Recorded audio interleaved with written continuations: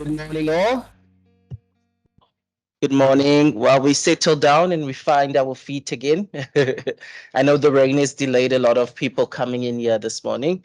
So we will just give everyone a minute to settle down. But good morning and welcome back to our curriculum renewal events in the science faculty. My name is Dr. Nehemiah Latola, and I'm a postgrad in the chemistry department. Joining me this morning as facilitator is Miss Debbie Dupree, all the way from botany, right? From botany, yes, got that right. Well representing. So we welcome you all. It's our second day and we have a jam-packed program filled with panelists. We're going to get departmental views. We're going to get student views, and I want to hear them this morning because we were shouted yesterday by the DVC LNT. So I hope you guys feel free to engage this morning. Debbie, over to you. Okay. Okay, we're going to welcome Prof. T to come and do the welcome for us this morning. Sorry. Thanks, Nemo. Good morning, everybody. Just standing in for the dean, so when you see me, you must just see Prof. Morong. Right, just a tiny bit of a recap from yesterday. We had a lot of interesting talks, I think, stuff that we don't usually talk about as scientists. But the humanities colleagues didn't hold back, I think, so we need to reflect on all of that. So today is our day really as the faculty to see how we fit ourselves in all of this. And it's going to be a complicated and a difficult journey, I think, a pretty longish one. I think we must just not rush this, I think another deputy dean can take over Linda if they have to. But this is not something we can rush, I think, from what we've had yesterday. There's a lot of things to think about, and departments will have their first reflection, of course, to submit to the faculty as well. Sometime in August, we'll set a deadline. Linda and I are working on that project with, of course, Debbie, to allow departments time to reflect on all of this. Yesterday was also a good session for departments to see where things are in the world. And so I hope that that will plug into your reflections quite well. But today, of course, we're going to then hear what departments are thinking currently and where they think they are at this stage and where they think they might want to be. I think that is the purpose of this morning. And of course, we'll hear from students where they would want us to be as the faculty, and also service faculties and entities. So we give everybody a chance to interact with us and put their wishes to us. So thank you. Debbie can now take over. Thank you very much.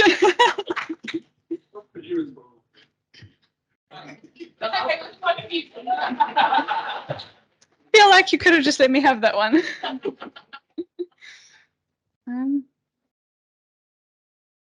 Just loading presentations, and then I'd like to invite Dr. Marguerite Walton to come up and give us a talk about the extended program. Thank you. Good morning, everybody. Well done for making it out here.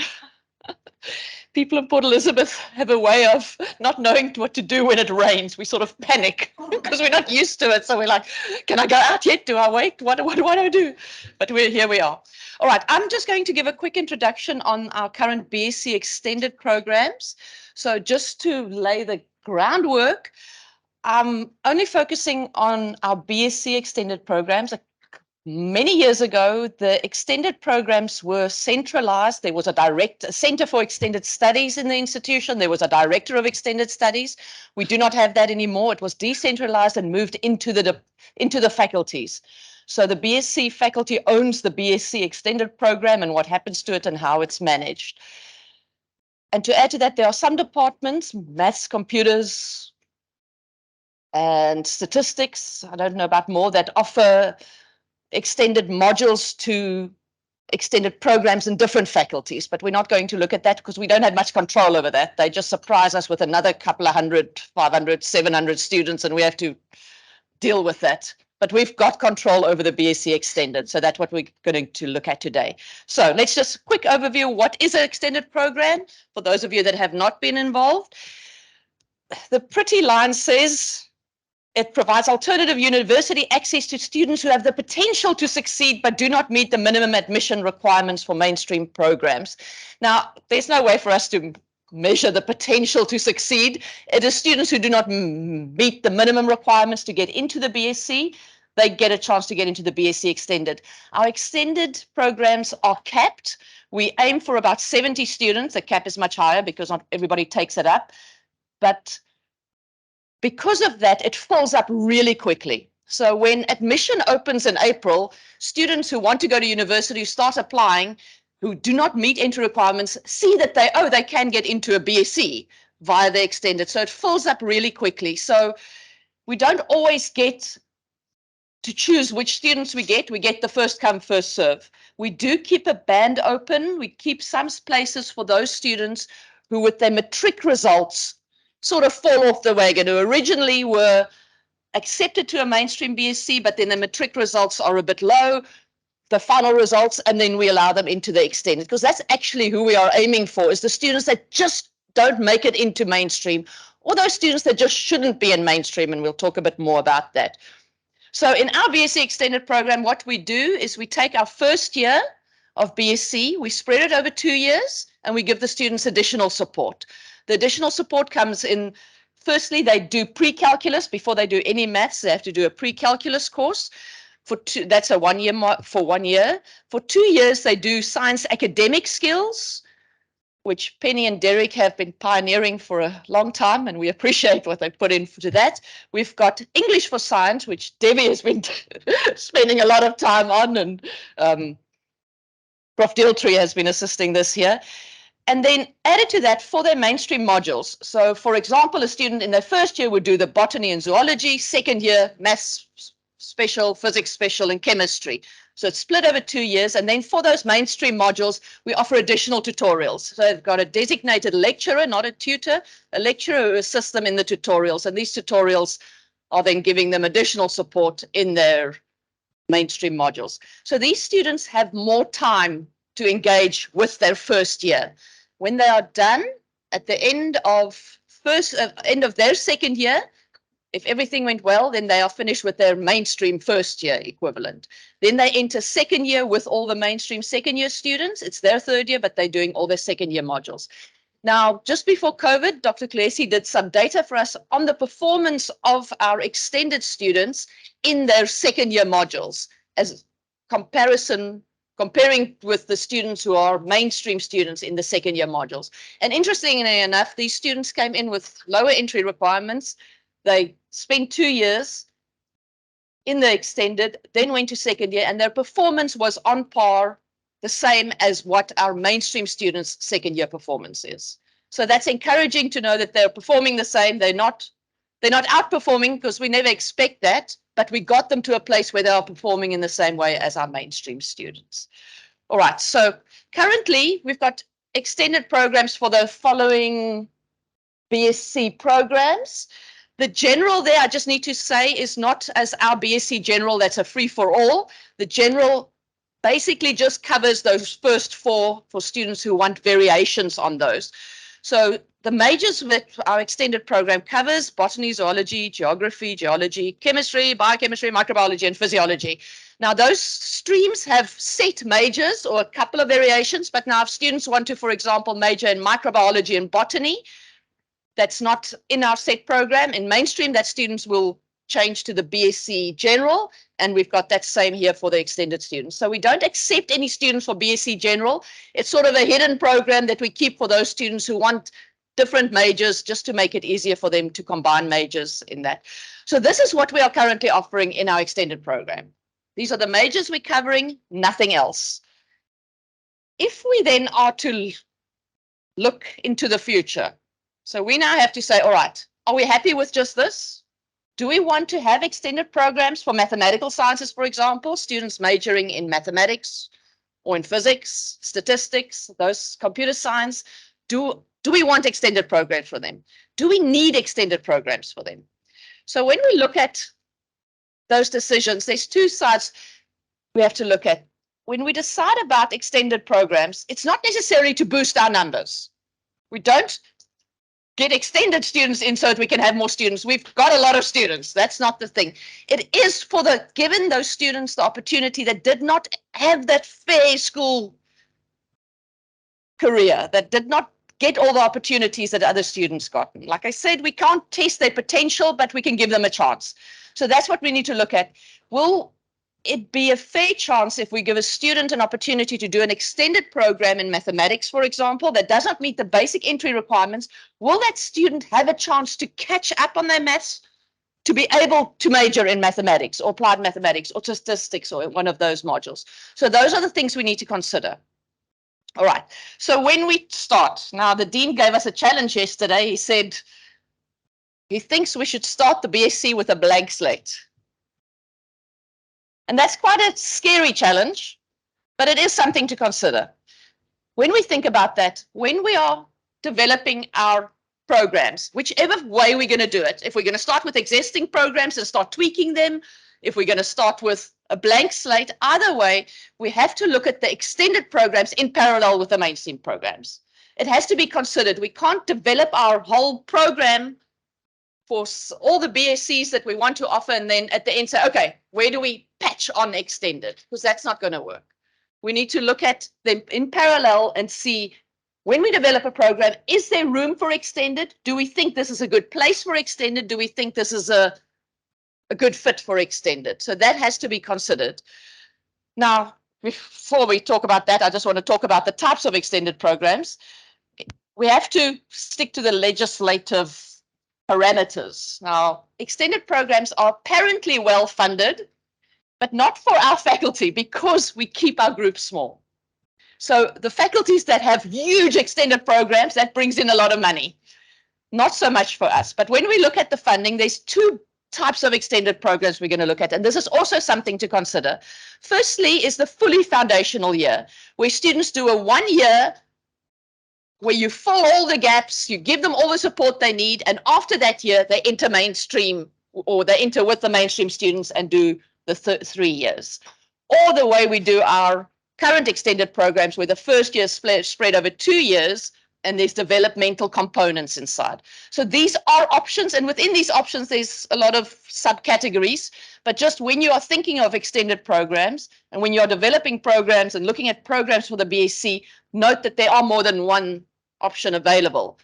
So if you want to look at what would fit best for the program, there are options, and you can talk to me about that if you want. All right, so we need to integrate our program design with mainstream. We have to develop our extended programs together with our mainstream programs. Then we need to look at our entrance requirements. That's been flagged before. Is our BSc entrance requirements too low? The student that enters the BSc mainstream, does he stand a fair chance to get a degree within 3 years? That's what we have to ask ourselves. Is what we offer sufficient for that student? Do we have to change what we offer to that student, or do we have to change who the student is? So in our program design, we have to look at those two factors. Firstly, are our interest requirements good as they are? If they are, then what are we doing to give more students a chance to get a degree within 3 years? Because we know they do not get their degree within 3 years generally. So those are the questions we need to look at. Is extended programs a way to fix that? Now, the 4-year degree has been flagged as, a lot of people have said, what about the 4-year degree? Now, the 4-year degree is the extended degree. That is the 4-year degree. That there will not be another 4-year degree that DHET will approve. There's the 3-year degree, there's the extended degree that is a 4-year degree. So if we think of 4-year degrees, we have to look at the extended program as a way to facilitate a 4-year degree. And if we are honest with ourselves, how many of our students will benefit from doing their degree formally in 4 years rather than trying to do it in 3 years and being defeated after 6 months of maths 1 and chemistry 1? Let me just flag the culprits who are always the bad guys. It's always us. But what are we doing to the student who enters university? It is a mad rush. They haven't found their feet. All of a sudden, they're failing their first module, and then they're stuck. That student cannot carry on with second semester because he didn't meet the prerequisites for second semester. He cannot carry on with his second year modules. Did the student ever stand a fair chance? How do we set up our curriculum? How do we set up our programs so that this student at least has a chance? So we need to look at those things. How do we get these students to have a fair chance? If he's bringing his part, how do we have a fair chance to actually make it? And if the minimum time is 4 years, why don't we make it 4 years from the beginning? Why don't we not widen the band of extended, bring more students into extended, and narrow the band of mainstream? Because that group of mainstream students that make the degree in 3 years, and they do exist, they're a special group, but they're not the majority. So we need to look at how to get this balance between who's going to do it in 3 years, who's going to do it in 4 years. Now, interestingly enough, years ago, there was quite a stigma about a student who's in extended. It's not a nice feeling. That is not the case anymore. Students are starting to see the value of extended. A twist has happened. Over COVID, somehow, I've started hearing students mumbling, saying, why do the extended students get all this language support? Why do they get taught how to write reports and we don't? Where the mainstream students get a bit upset. Why do the why do the extended students get additional tutorials? We want to go sit in the tutorials. So the mainstream students are starting to recognize the benefits the extended students are getting from their extended program, and the extended students are starting to value what they are getting. Where there used to be historically grumblings, oh, I'm an extended, now it's like, oh, I'm so glad I've got time to actually engage with my work. Because these students now have 2 years to do their first year, and that's what many students need, because it is a mad rush when you get dumped into first year and you have to negotiate. So I'm not going to talk much about, I think Penny's going to mention a lot of that in her talk, but our students have so much to negotiate when they enter first year. Never mind the academic, just how to be a student. The extended students, we have science academic skills where they get taught how to be a science student. There's no time for that in our current curriculum.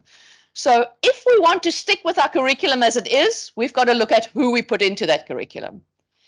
If we want to look at our program as a whole, we've got to see what do these students need and how do we provide them with what they need so that they at least stand a fair chance to make their degree in the minimum time that they are offered. All right, so I'm not proposing a brand new extended program.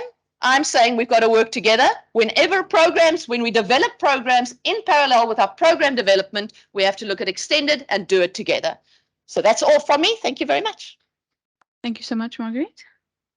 Can I call our next speaker up, Ms. Penny Lathala? Good morning, everyone. I'm not going to spend time on lengthy introductions. You should know who I am by now. I'm going to give you the talk from the various perspectives from which I experience students. I experience the mainstream students because I do lecture mainstream students. I then offer the tutorials for the extended students. I teach the academic skills for science to the extended students. And I'm also the faculty's academic advisor. So I see the students in various situations. But interestingly enough, the problems that come up, irrespective of which situation I see them in, tend to be more or less the same.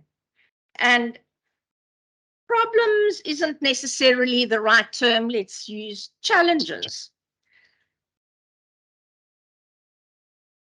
I'm going to talk to you a little bit about soft skills. Firstly, what is a soft skill and why does a student need it?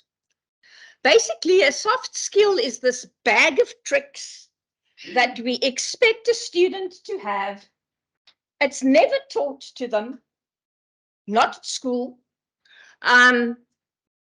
less so in life in general, but we expect them to have this bag of tricks. And we expect the bag of tricks to look like that. Something out of Harry Potter that is never ending. You can dip into it and the student will just deliver. However, especially after COVID, that bag of tricks looks like that. And we somehow need to prepare that to deal with a very challenging science curriculum. Let's be honest.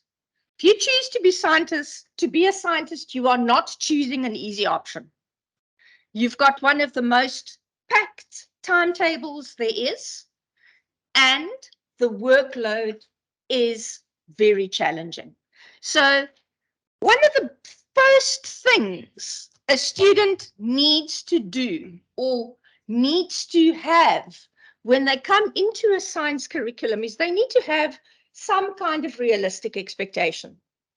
Do I have what it takes to be a science student?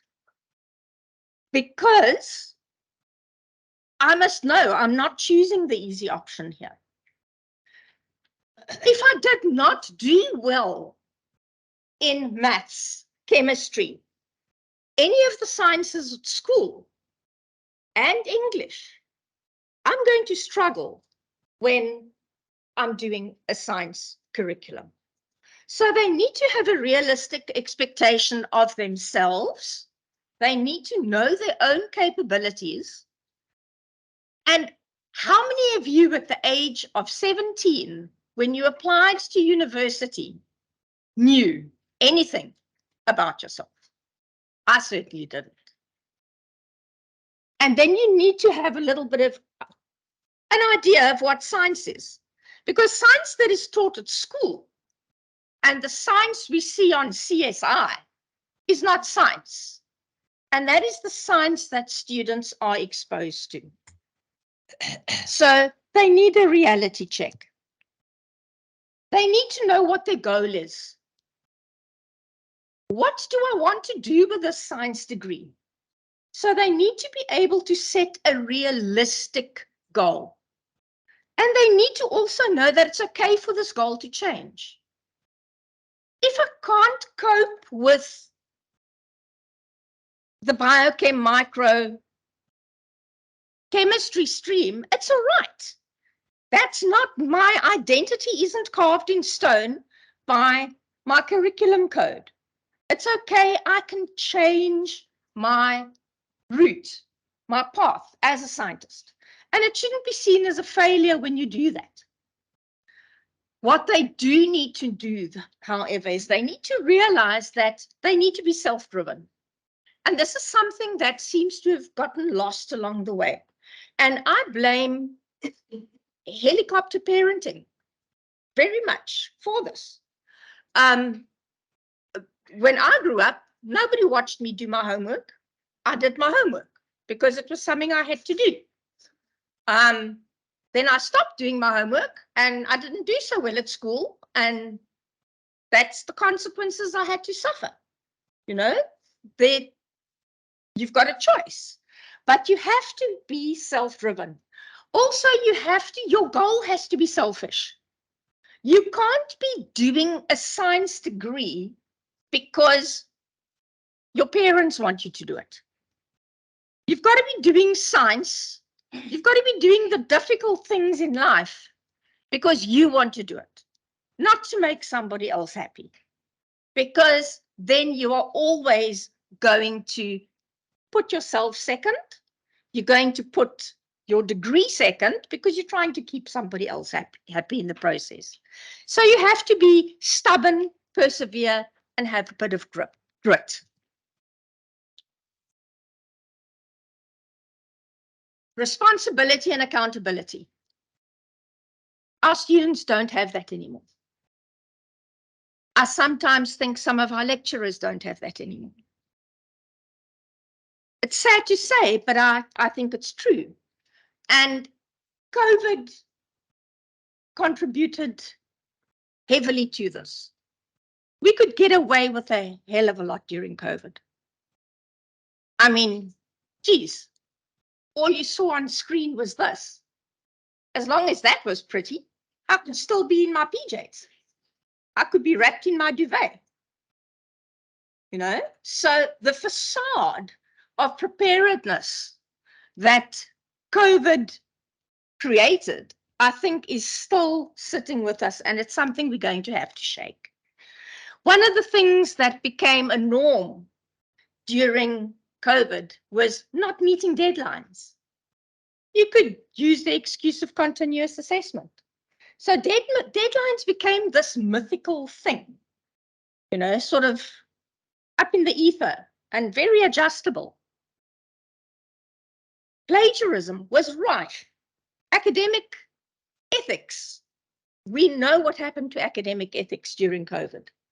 And to try and win that back now it's a fight, because students have done it for so long, it's become the norm. And as soon as something becomes the norm, then what's wrong with it? So we've got to abnormalize plagiarism and unethical behavior again. And along with that went the whole concept of time management. You didn't have to manage your time because you didn't have a deadline. A lot of students, because of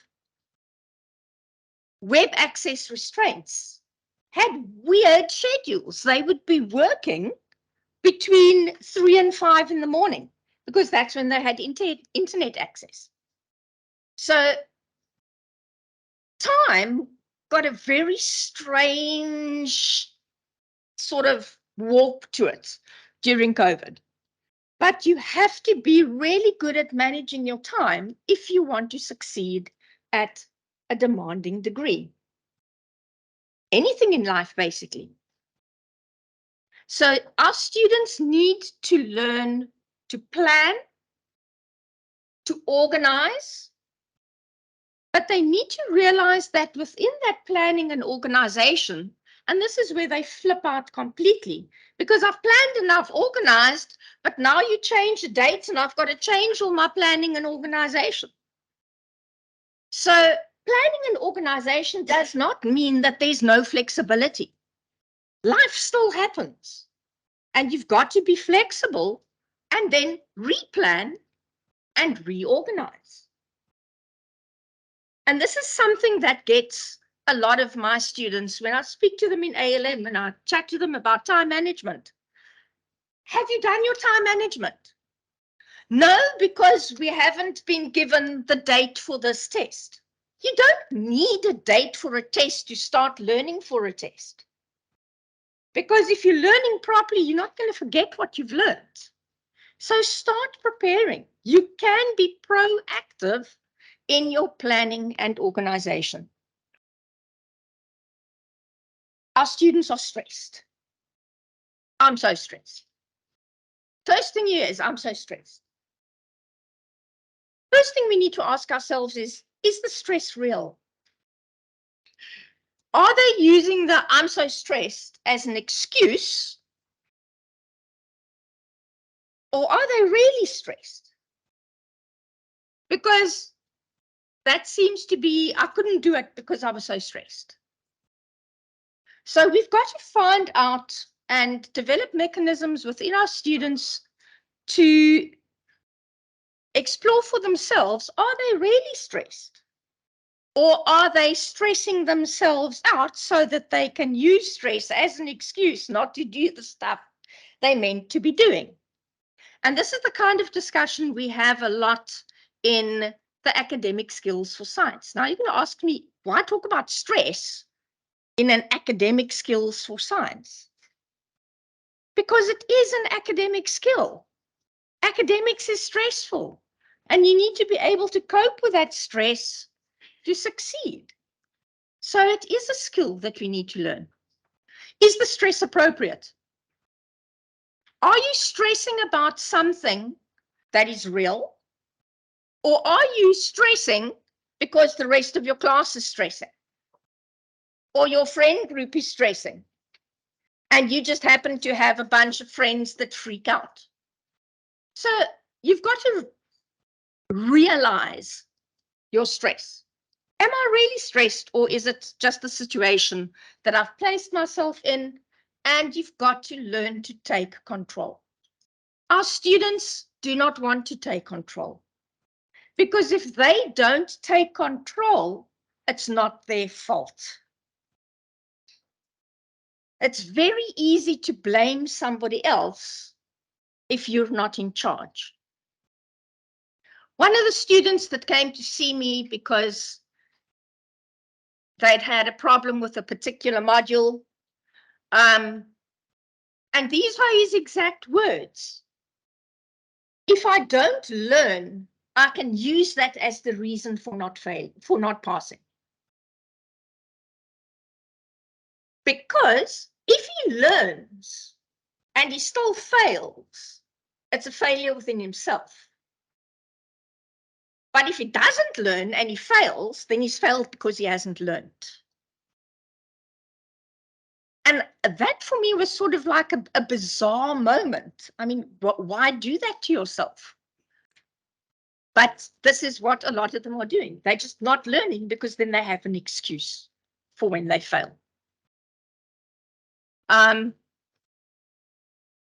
We spoke about this briefly yesterday. Our students are coming in with a different set of general knowledge. We live in a very divided society, and as children growing up, we are exposed to completely different things. I'm sure that the set of general knowledge that a lot of my students come into university with is completely different to my set of general knowledge that I came in with. That doesn't make their set of general knowledge wrong.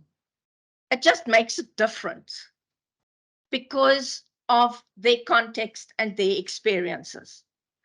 But there is definitely a decline in the youth of exposing themselves to things that expand general knowledge. They'd rather watch a Mexican soap than a nature documentary, for instance. That's what I grew up with.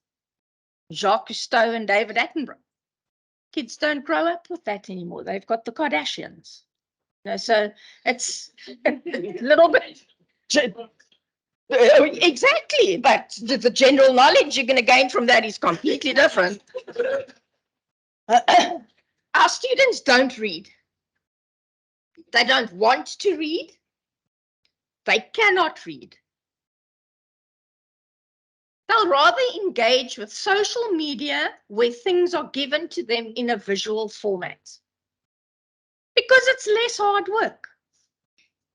I mean, when I read, I used to make pictures in my mind, and I still do when I read a book. I've got this Steven Spielberg directed thing going on in my brain. And then they make a TV series of it, and I can't bear to watch it because they've cast the wrong person as the main character, and it just doesn't look like it's meant to look. And students don't do that. So in my mind, they miss a step in creativity.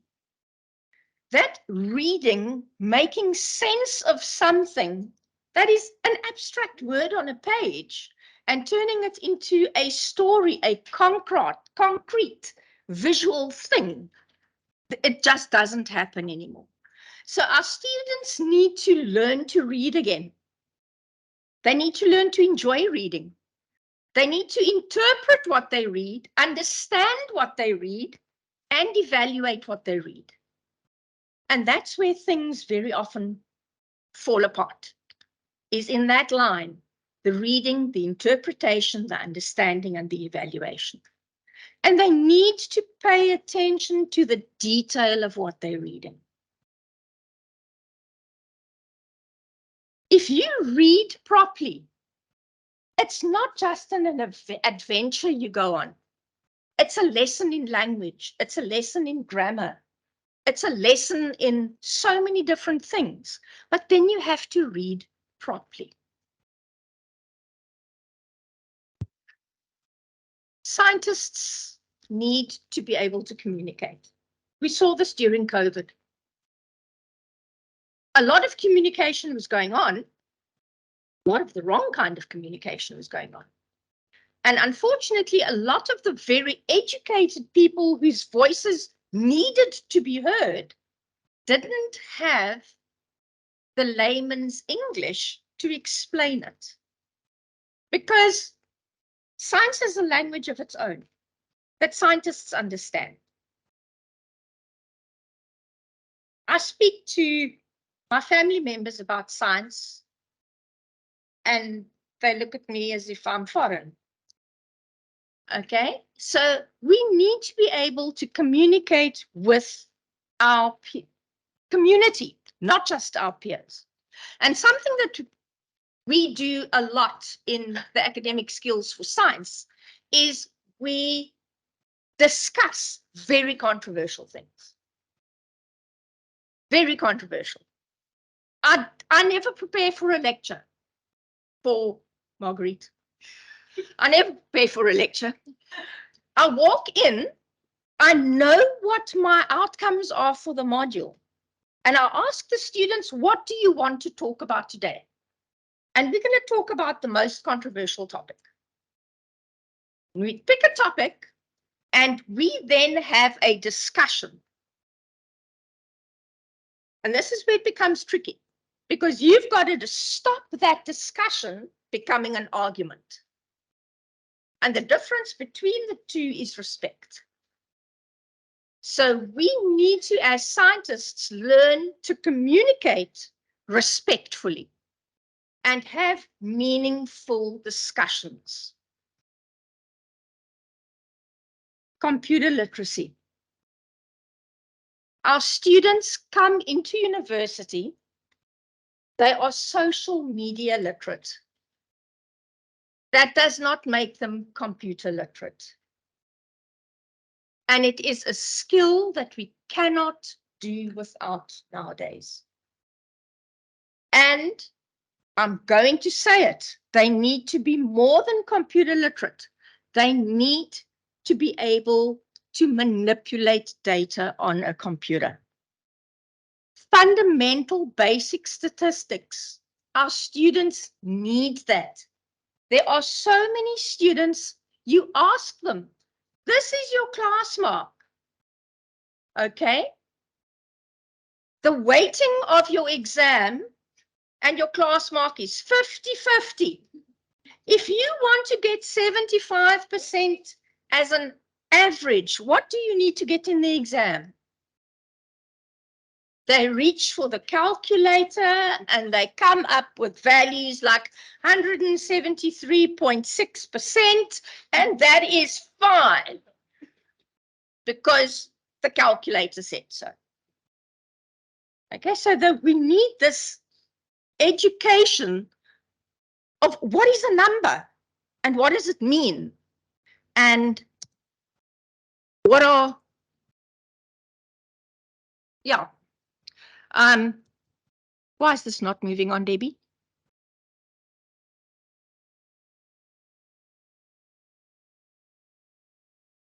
Okay.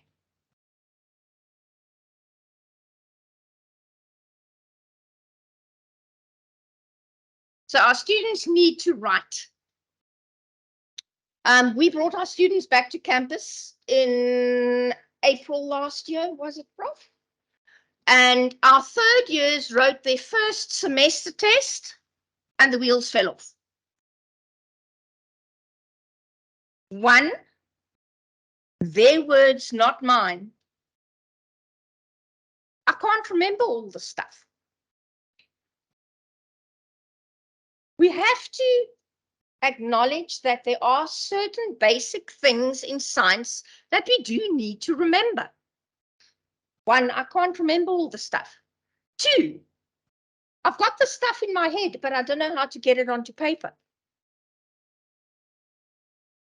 So Debbie offered a bunch of writing workshops to our third year students. It was actually open to all of the third year students in the faculty. Very few takers from outside the department stepped up, but the students really benefited from that. Because yes, we are scientists, but we need to be able to write. I've spoken about the computer literacy, and then the students need to learn again.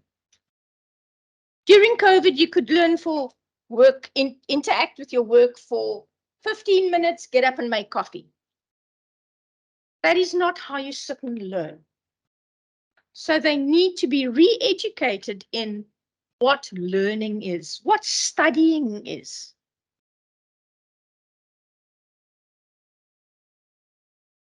Students at the moment have no social skills. The first couple of lectures, I asked students, how do you feel about being back on campus? No, this freaks me out completely. I'm very stressed. I don't like being here. So I said, why? I'm going to get a little bit below the belt. So one of the guys put up his hand. He says, because ma'am, I can't just lean back and scratch my crotch. No. And it's true. We did this when we were at home. Okay? They can't do this in a class anymore. They have to now consciously concentrate on what is their social behavior in a group and what is acceptable and what is not acceptable. Something that we've lost in our students is the joy of learning. You all know that mind-blowing experience when you learn something new and you just go, what on earth just happened? Our students don't experience that joy. They learn for the mark. They don't learn for the joy. And somehow that needs to come back. We need a passionate lecturer who experiences joy in what they teach before you can expect to have a passionate student. If you find your subject dull as chalk, your student will as well. Enthusiasm breeds enthusiasm, and that will lead to lifelong learning in the end. I am wrapping up. Some academic extras that we need to have. Reading, writing, arithmetic. That's what they taught in the oldie days. We need the reading, writing, arithmetic. Okay. As far as I'm concerned, every single science student needs basic mathematics, numeracy skills, basic chemistry, basic physics, and I've already spoken about the language. A lot of the students that I see who do not succeed is because they have, at third year geology level, a problem dealing with chemistry or maths or physics. And you can do zoology, botany, geology, geography without touching maths or chemistry. So there are fundamentals that we need to bring back into a science degree to, one, help our students succeed, and two, add value to our program. Because I don't want a geologist that knows nothing about chemistry or maths. So I think that is something we need to look at again. And I know it's not a soft skill, but I feel so strongly about it that I had to mention it. And a lot of these things that I've spoken about today are actually listed in our graduate attributes. Yet we expect them to have them when they get here. That's a bit weird. Okay, so we need to find a way of incorporating this into what we teach. You cannot teach self-discipline. You cannot teach integrity. You cannot teach time management, but you can practice it and you can role model it and you can talk about it. And believe me, just talking about something does make it real. It at least makes somebody aware that there is a gap that they need to fill. So these are things that it's not going to be as easy as just adding to the basket and moving to the checkout. We're going to have to think about how we're going to bring this in and make it a part of the student that we send out into the world. Thank you very much.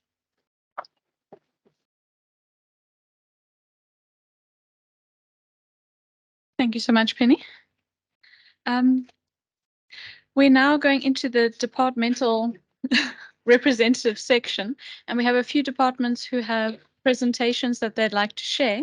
So can we start with statistics, please? Dr. Warren Brittany.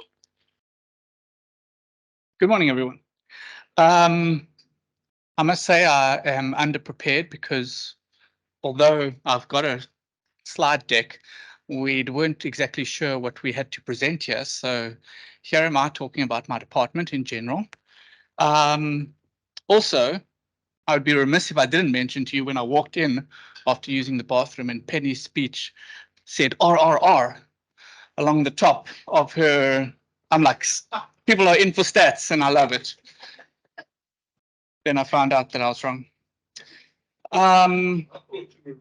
Yeah, thank you. I'm going to just get into what we did and how we did it. So the idea of this presentation is to speak about our department and its plans going forward. Fortunately, last year, we sat together as a group of the more senior people in the department to discuss a strategic plan for the department going forward.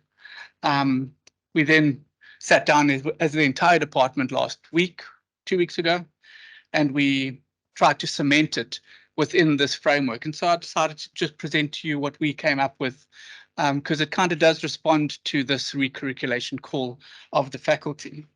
So let's go. So obviously our approach has to be led by something. And so I decided to have a look through our faculty strategy for 2030 and identify some of the things that needed to be done. Some of them are general, some of them are more specific. So obviously, expand, renew, Africanize our curriculum, make it relevant and responsive. And then, but particularly for our discipline, is to embrace the role of being the language of the faculty and the home of the fourth and fifth industrial revolution. So the idea here is that you can't analyze data without the skills, without the language to do it. Stats provides you that language in most cases. So here we are, we've got to provide that. And then obviously grow pure and applied research excellence, knowledge and output. So obviously the italics means it came from the document. I didn't make that up myself. It just worked out quite well. Okay, so how we're going to achieve this through 4 things. Curriculum, reflection, revision, and renewal. I'm going to speak on all 4 of these: research focus, responsive engagement, and new program development. And I'm obviously going to highlight some of the challenges that we faced along the way, or we anticipate to face. So our guiding principles for teaching was to ensure that our modules are fit for purpose. So the modern graduate is not the graduate that left 20 years ago. The skills that are needed are very different. So we need to be responsive to that. We need to have our curriculum responsive to the needs of industry and research. And we need to have our teaching methods appropriate for the students. So I like to call it the inertia of experience.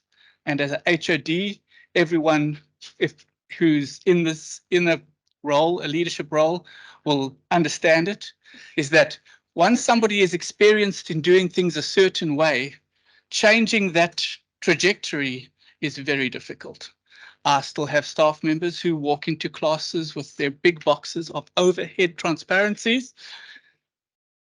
And we try. But that inertia is there.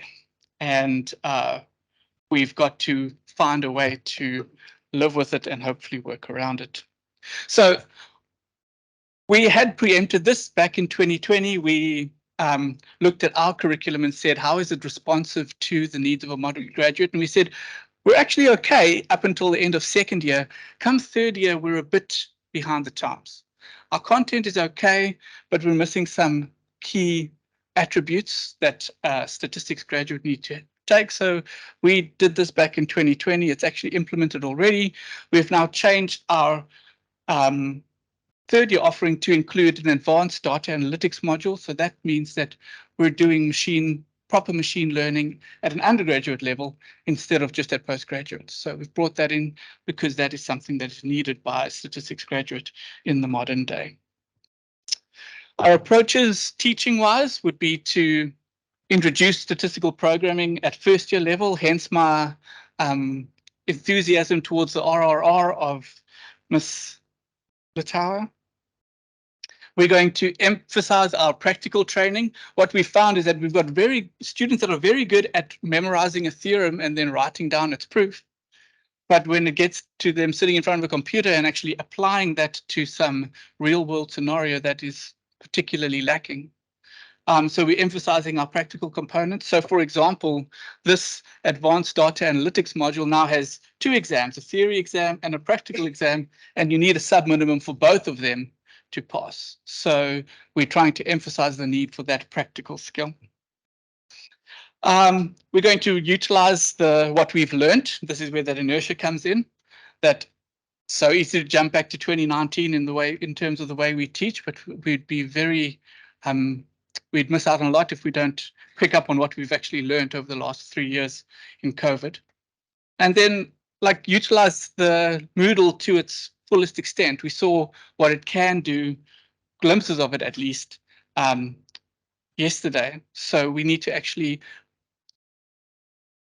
interconnect this into our teaching in a meaningful way so that it becomes part of the teaching process, not just an add-on when we need it. And then lastly, something that's overdue, an advisory board for our department. We haven't had that before. We've kind of just been going on a wing and a prayer and a thumb suck here and there. So now what we're doing is we're saying, okay, let's get some industry people in, people who employ our graduates. Let's get some external university in and university representatives in. Every 2 years, have a look at our content. Is it up to scratch? All right. So our graduate and student attributes touch very much on what Penny said. And there are 3 things that we want our students to have. We want them to think critically. We want them to excel analytically. So those are things that we can perhaps train. But when they get here, they need to be able to take responsibility. And that's a big lacking area. Our first year lecturer had students walk into a class the day after the test and said, I just forgot. And I have no problem if a student forgets a test, great. But the response, to take responsibility, to say, I forgot a test, now I've got a 0, I've got to work harder for the next test. There are consequences. When you learn the consequences, you take responsibility, and then you don't make that mistake again. All right. Now we're going to look at research. I'm going to spend a bit less time on that. We just wanted to group our research into themes because we've taken a scattergun approach in the past. So these are our themes, and we're going to align our teaching and research to feed into these themes. Renewable and sustainable energy, medical and health sciences, finance and econometrics. You can see we've been active in these, but we need to be a bit more active. Biostatistics and resource management, working with forestry and George, and then sports statistics is a bit of a add-on, which I enjoy, And that's something that we're also quite active in, or have been about 10 years ago. All right. But what we need to do going forward, like something tangible, is to say, okay, we've got a problem with the naming convention of our degrees. We've got an MSc in mathematical statistics and we've got a PhD in mathematical statistics. While that is perfectly reasonable for a mathematical statistics PhD and a mathematical statistics honors, we also produce applied statistics honors. So when an examiner sees that this is a mathematical statistics master's or PhD, then the thought of that changes what they expect from the dissertation. We don't have another option. So if we want to do an applied degree, which is very relevant and absolutely necessary, we don't have the option to say, here, register for the applied statistics program. So we want to actually just rename it to statistics so it covers all bases and doesn't confuse the examiners. And that can be to the detriment, and that has been to the detriment of our students that would lose out on a distinction because it's a great project, but it's not mathematical statistics, it's applied. All right. Align supervision to the themes and get involved in the local community, and reconceptualize workload allocations to amend the proportion allocated to researchers. So I sat down with each of my staff members over the last week or two, and I had them look at their the workload model as proposed by the faculty, and I asked them all to go home with it and input times that they think are appropriate for the tasks that we allocate times for: marking, lecture prep, etc., etc. I'm hopefully going to gather all that in, and I'm going to find a set of times for each year and each level that is appropriate for our department, so that when I give workloads out, we have workloads that are responsive to the actual needs and work put in by our staff, because there's nothing worse than staff that feel like they're being overburdened by and at the expense of a colleague. All right, so that's research, that's teaching. Now let's see what we're doing in terms of engagement. So obviously we need to engage with our local, national and international communities. So locally, we've trying to reach out to industry and the universities that are in our region.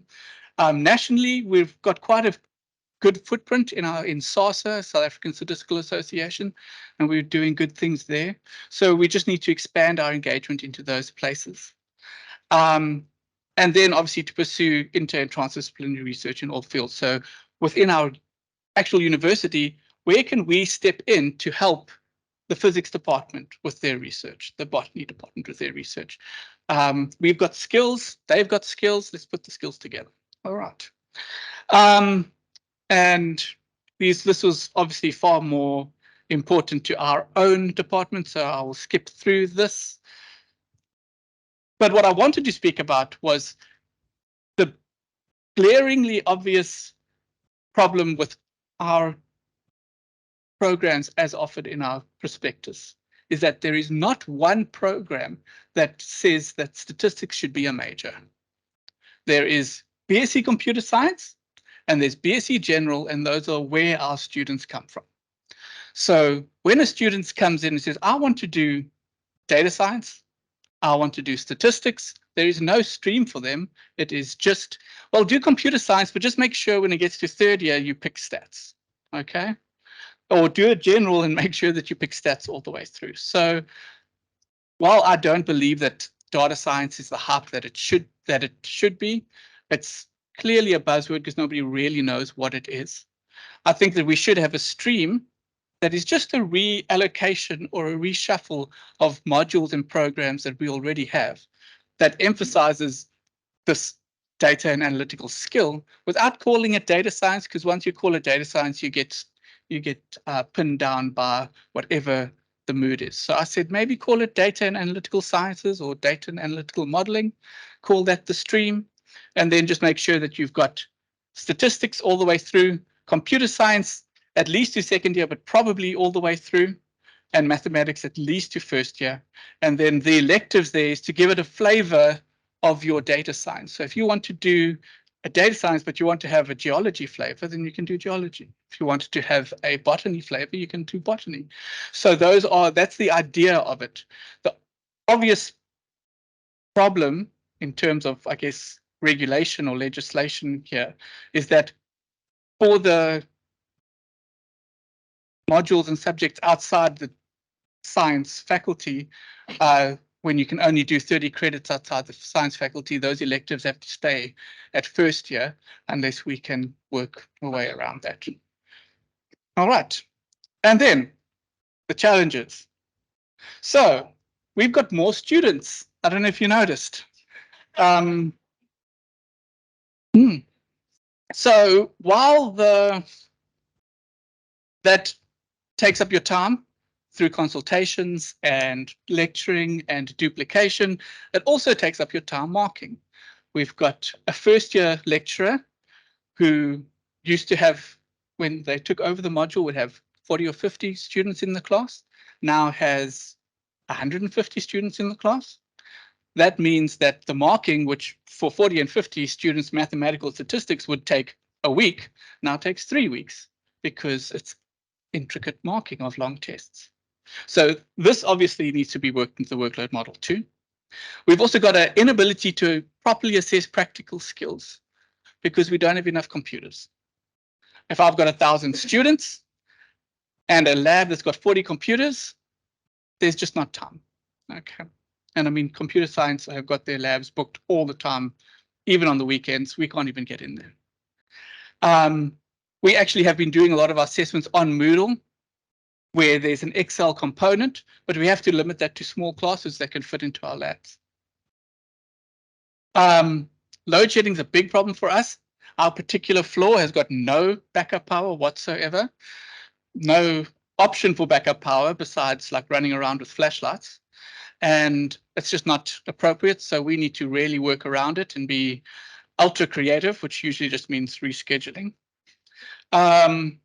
And then obviously with the recent protests, the concern of a student and staff safety is there, and the lecture rooms aren't what they used to be. So we need to be cognizant of that.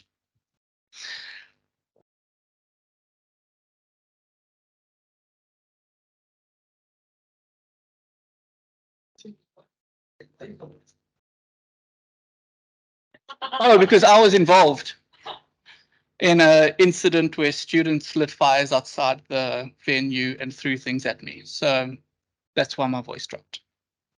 All right. And so was our pregnant first year lecturer. So it's quite serious. Okay.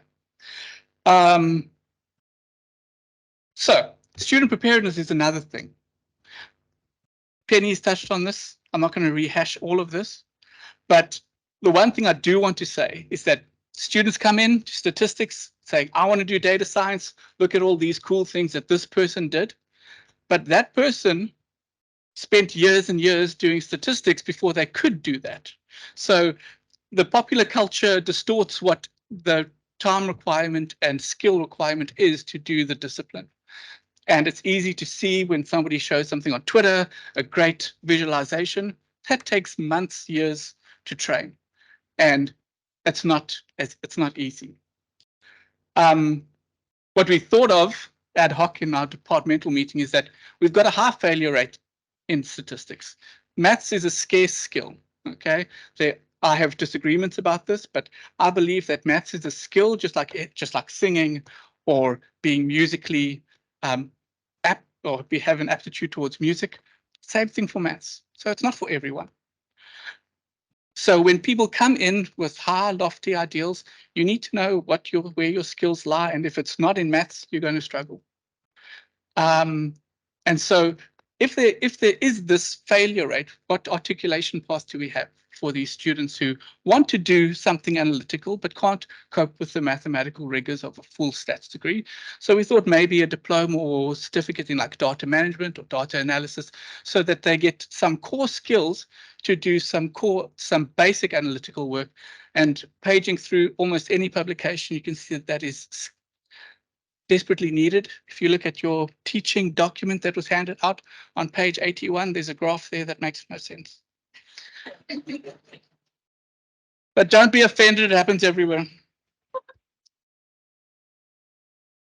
Postgraduate research, we're all familiar with the challenges that that poses.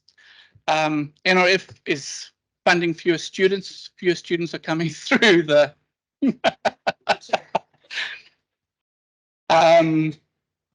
we don't have the physical space to, okay. So the graph itself is just blocks with numbers in it. It's not a graph. So even though it says it's a graph. So just, okay. So you're welcome. I'm actually on a data literacy like campaign, and I'm picking these things up everywhere. The one thing we need for particularly our research in medical statistics is that the ethics approval needs to be more concise and more fit for purpose. I know that this is becoming a big issue, that almost all our research is going to need some sort of ethical rubber stamp to say that it's okay. And especially for the ones where we're just accessing data sets that are non-identifiable, then we need the simple process to get through this. Obviously, if there's human trials and human participation, that needs to be rigorous, but we need a simplified approach for research that doesn't involve human trials. Okay, challenges. Staff wellness. This is another kick of mine. Okay, I do enjoy giving people a hard time about staff wellness. We are overloaded.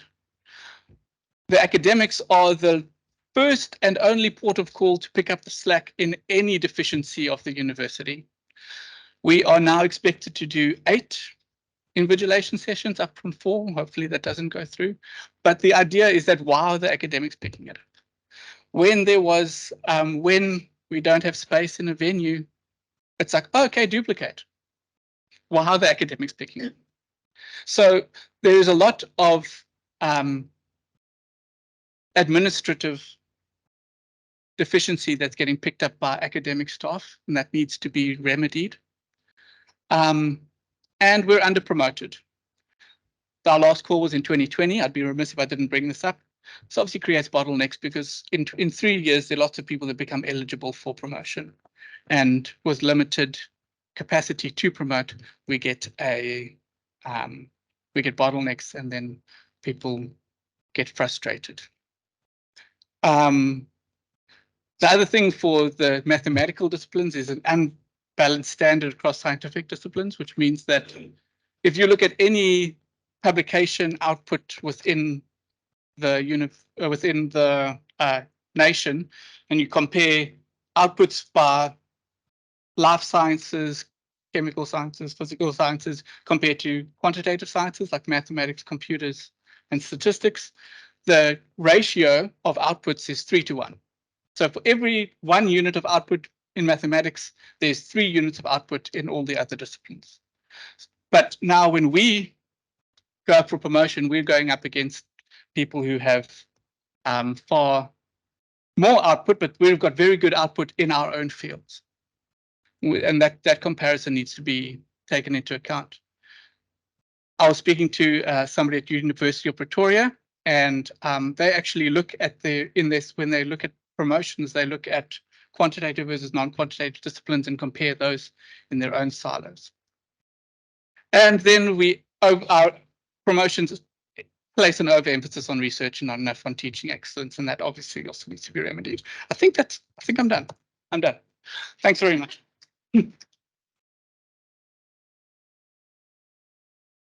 Thank you so much, Warren. Can I invite Dr. Anton de Wit up to give some feedback on geosciences? Okay. Hi, everybody.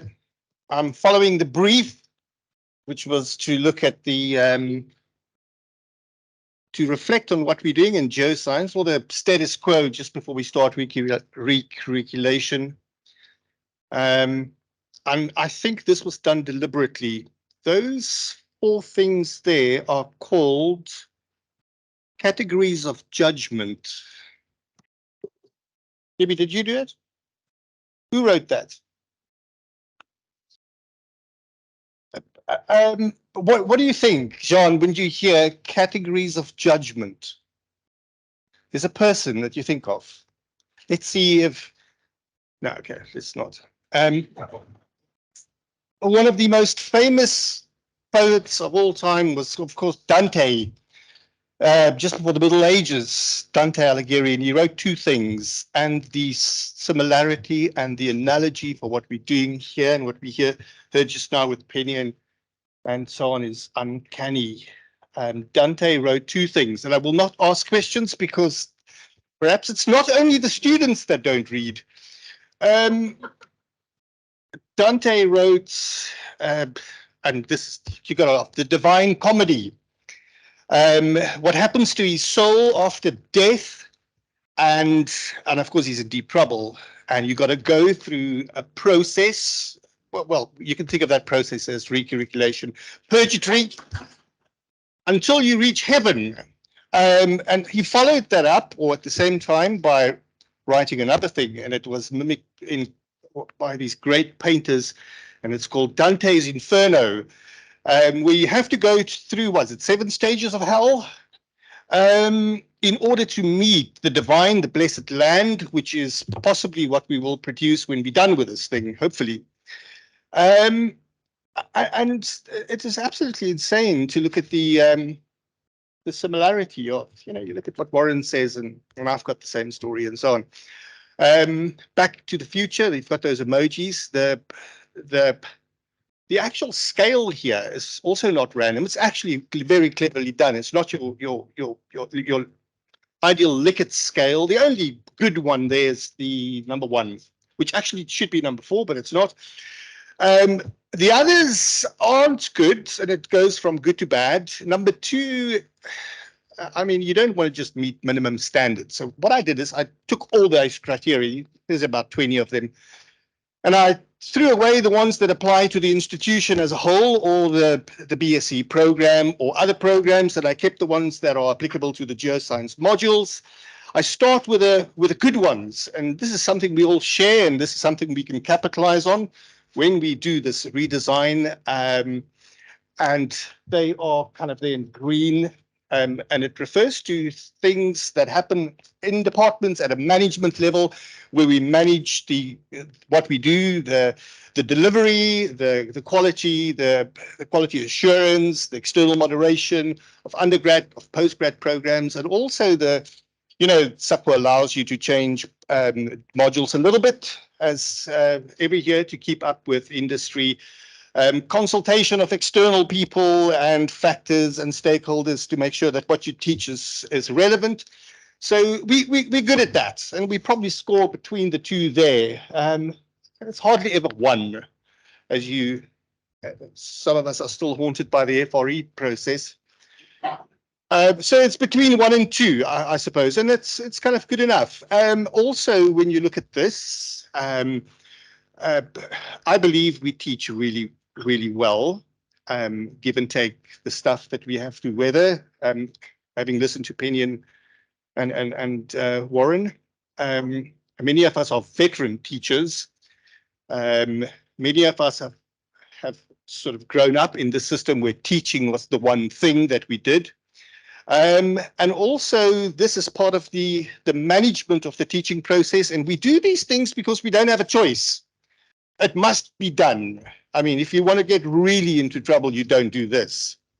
When it comes to other things, we kind of do have a choice, unfortunately. I mean, not all of us have the choice to do a lot of research and so on. So this is good. So you have a lot of experience here in most departments. And there's one thing that the science faculty, and this goes back years, are not very good at, and that is to manage its social capital. And there's one thing that makes many of these departments tick, and that is just the simple social capital attribute of goodwill. That's it. You do a good job as an HOD or program because you're a good person. That's it.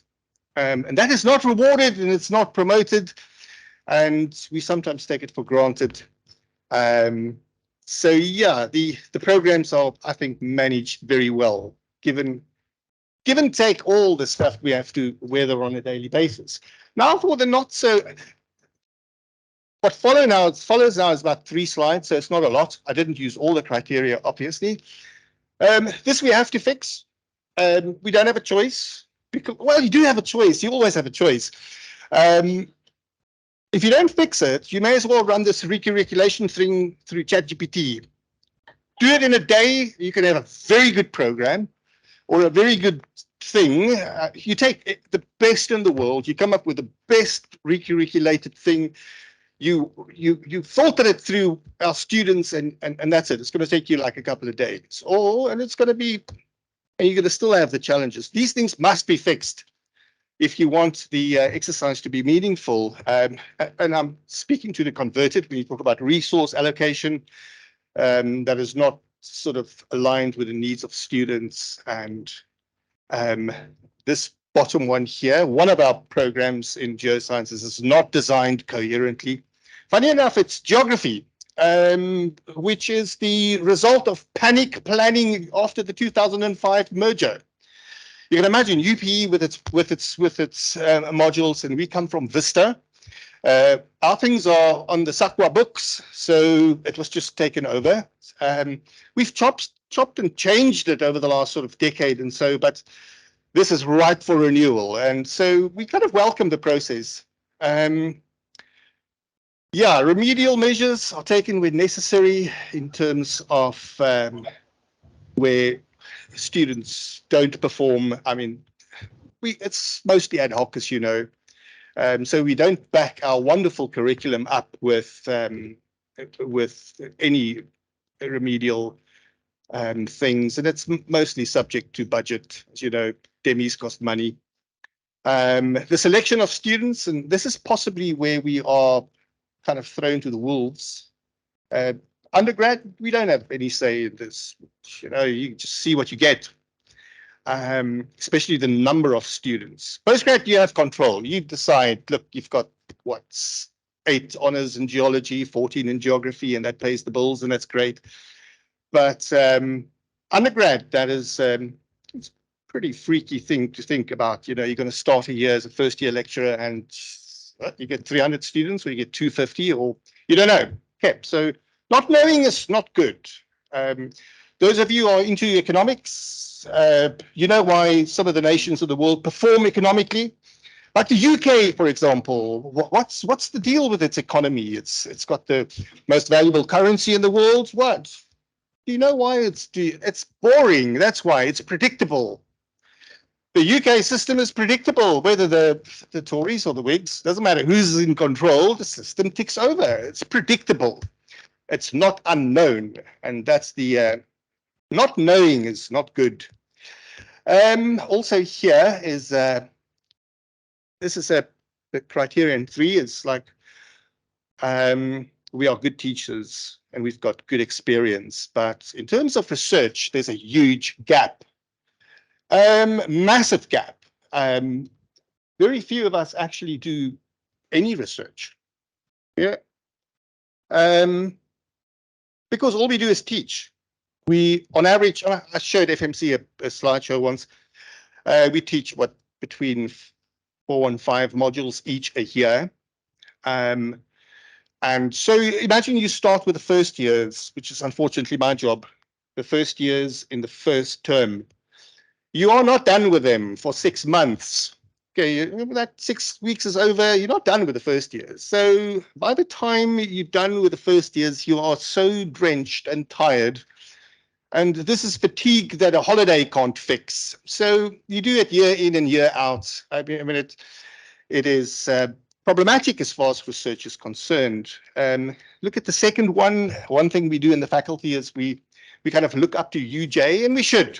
UJ was, I think, over the last sort of 20 years, reinvented themselves beautifully.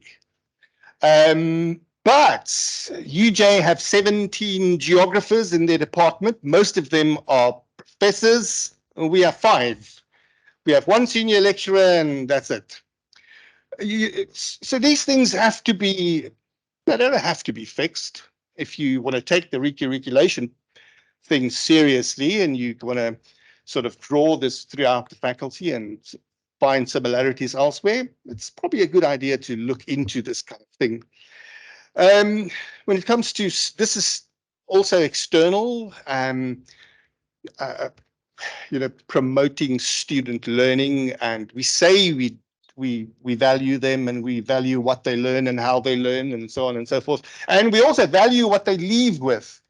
In a recent presentation, there was great attention paid to the student graduate attributes, not so. And I asked, is it audited? And of course it's not audited. And you and I know that the average third year that walks out here after a second, third attempt and how many comebacks with a 50% average is as unemployable as anybody else that hasn't come to university. You know that. So that's I think perhaps we should audit that. We should look at what our students walk out here with. Fine. IT, you know that stuff. Employability of students, that's another thing. The students, I mean, we're sitting with the time bomb. I mean, since the last 10 years, massification of higher education is not matched by quality. And I'm just waiting for the opportunity to, this is all on record, all the Moodle records of everything that was taught over the last 3-4 years is available. And you can see how much was in terms of the quality and how much the similarity thing was actually managed by different lecturers and different faculties and so on and so forth. I'm honest, if I'm someone else, I would wipe those things now. No, I've got to say it. It's true. Okay, so awesome. What about the 2 sub-departments? Now, this is good news. Geography is badly in need of a recurriculation. I said it for obvious reasons. We did, however, do this with an honours program, so we've got all that experience. It doesn't mean we are done with it, and it should be left out. It is, again, ripe for renewal. On the geology side, we're luckier. We've done the recurriculation for honours. They already have their semester modules. It works beautifully, especially if you want to move lecturers and modules around. There's a lot of students go to conferences, so you move modules within a bigger group, but that's great. For geology undergrad, we did the stakeholder exercise years ago already, a couple of years before COVID, to look at what industry does, look at what academics or geologists elsewhere in the country can teach us. And we got together and we've got the undergrad map. And we'll change it a bit to because it's a couple of years into the future now. We have worked with the strategy of the university and its missions and values, and it looks the same, and it's great. So the basic work, the map works, has happened, and it's going to save us a ton of time. Unfortunately, we also know what resources go into getting this on paper. So we're kind of ready for that. And that's it. So this is good news. So we've got a lot of experience when it comes to this kind of thing, which reminds me, my 10 years HOD is almost over. I have not seen the ad for my replacement. So clock is ticking, chop, chop. Yeah, this is, recurriculation is a good thing. And I think good things will happen, hopefully. That's me. Yeah. Awesome. Thank you so much, Anton. We have 3 representatives from chemistry who have something to present to us. So I would just like to remind them that you're splitting chemistry's time 3 ways. So just keep that in mind. Awesome. All come up together. Morning, everyone. Yes, we're going to split it in 3 ways. I'm going to start off with the diplomas, basically looking at analytical chemical process technology and polymer. And then we have Richard talking about the BSc first year program and Benito on the honors level. There's just a few diploma programs. We have gone through curriculation probably in 2019. tried to align some of the programs. So I just want to show you some of the things that have been done, currently been happening.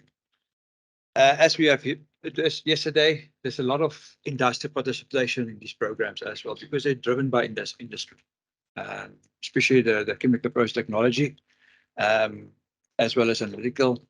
They're driven by these companies because we are supplying a student for them and for their benefit. So there's a lot of industry participation. We also in the CPT program in particular, and that's why I'm the program coordinator of, we have an advisory board which meets basically twice a year. First part now here in May, we have met regarding the in-service training programs, because our program is slightly different from the other two diplomas. We were working in 2.5 years compared to 2 years, and then 1 year in service training. And we need to place these students, and all of our students eventually get placed, because it is very critical. And that's one of the things that actually, from COVID, was quite a bit of a problem and challenging where there's no manufacturing.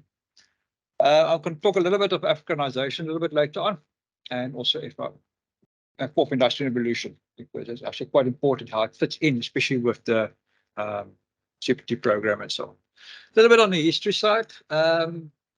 Obviously, go back to 95, there was a national diploma in analytical chemistry. Diploma in polymer technology just started, high diploma in analytical chemistry, and then things have changed a little bit. The high diploma fall away, it comes to BTech. And then, of course, the white paper have changed again, and the BTech chemistry and the MS Tech and the DTech have fallen away. So that have moved in a little bit of a gap for the students.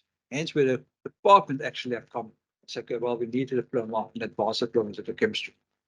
That have left the other two programs, unfortunately, a little bit hitting a ceiling, and the department is still looking at how it could be possible to maybe articulate a little bit later on to those two programs as well.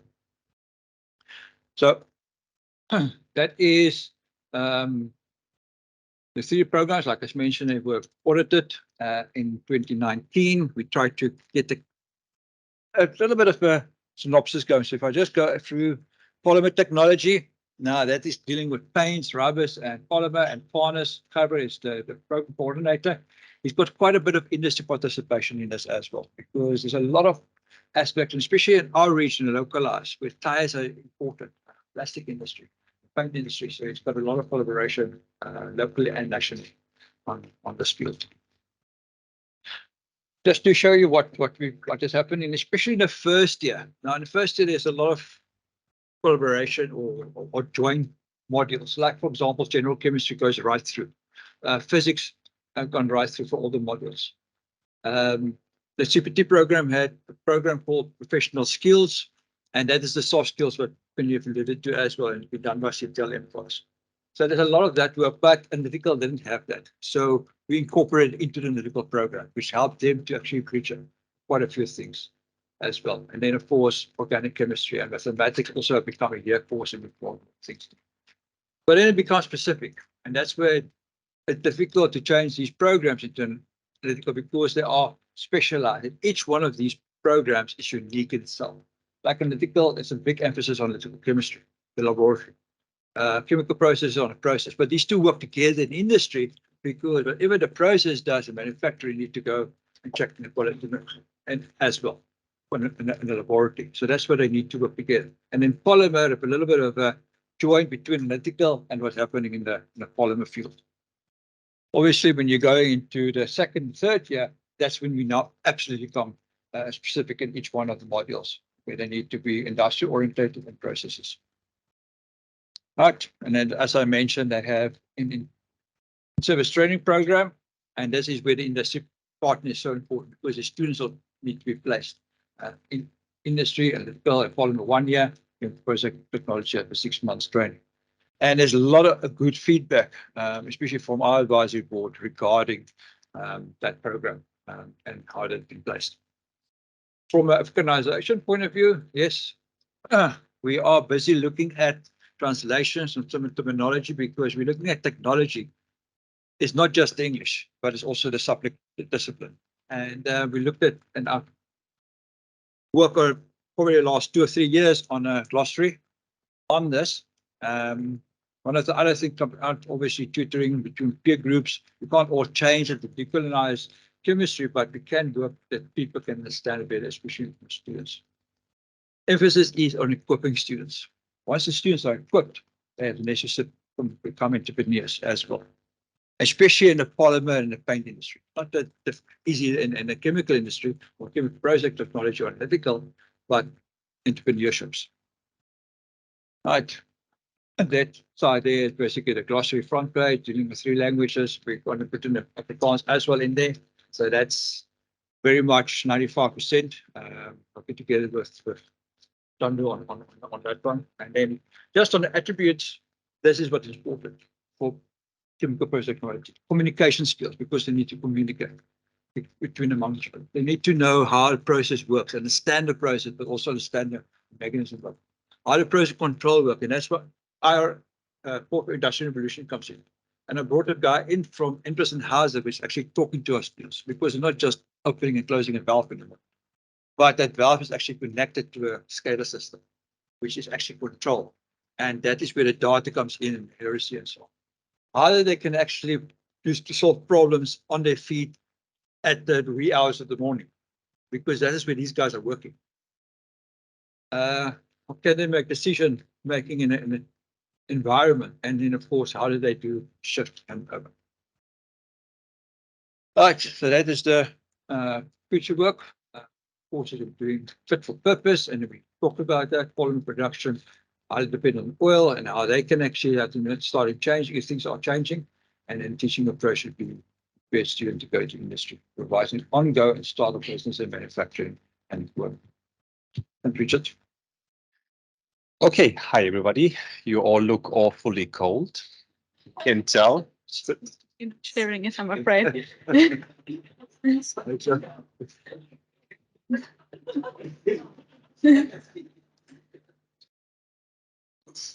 That is what computer literacy needs to come to academics as well. Okay, I said chemistry is split over 3 lectures, and a lot of what should be said by everybody has already been said. So therefore, I'm just going to focus quickly on the first year part. In my section, we'll need to be talking about the BSc program. And of course, if you want to do that, the first step would be to look at where we're coming from, where we currently at, and especially where do we want to go to. The points that I've listed below had formed part of communications, discussions, and meetings within our department, especially for all of the various sections, but also for the various years. So if we look at the history, the BSc program more or less dates back to the late 1960s, and essentially that's it. That's where the program is still stuck. If it hadn't been for the rain this morning, I would have cycled to my office because I got a pristine copy of a 1970 printed hardbound prospectus from UPE that, apart from telling people that this is not proper attire, in English and Afrikaans also, of course, contains everything that is part of the academic program, and more or less the language that is there for the BSc is what we still have in place. That doesn't mean nothing has happened. Truth be spoken, while researching the story, I stumbled over some documents that sort of indicate that somewhere in the early 2000s, I think it's round about merger times, there has been an internal audit, but it was really an internal audit, not like the institution giving us feedback. It was the academics themselves rating themselves. And if you look at the lists and if you look at the documents, every single one of our courses is essentially perfect. Perfect. So we are on the next stage. We don't have to do anything. Just picture this insanity. Academics having to rate themselves. What's next? We have to do that so that our own salary increases and both.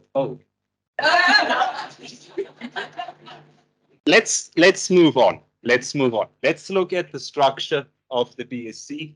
It's a typical 3 years course. We have a couple of modules there, the classical fields, inorganic, analytical, organic, and physical chemistry. But there the problems already start. These modules are sometimes present throughout the whole 3 years. Sometimes they are just crammed into a single year, and that's it. You have to deal with it all in one go. Sometimes these modules are offered over a semester. Sometimes they are offered over a whole year. Sometimes they squeeze into a term, and sometimes they squeeze into something else. They are just everywhere. There are modules that start in the middle of a term and crash into a wall once we are finished with our teaching time. What about our pracs? All over as well. There are pracs, there are modules that have a prac component that runs concurrently. There are modules that have a prac component that just pops up somewhere at the end. There are modules that have no pracs, but then sneakily go back and dig into the mark coming out of a different module's prac just to boost the overall DP. So we have a couple of really weird constructions in there. The prac content, I'm not even going to touch the contents too much. Some of the pracs go back to the happy 1920s.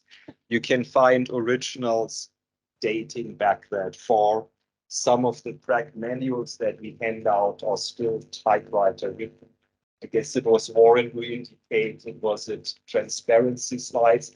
We still have transparency ourselves as well, but the big boogeyman in our department is the blue book.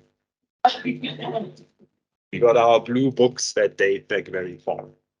From an organizational point of view, the chaos, of course, is also present in the credit points.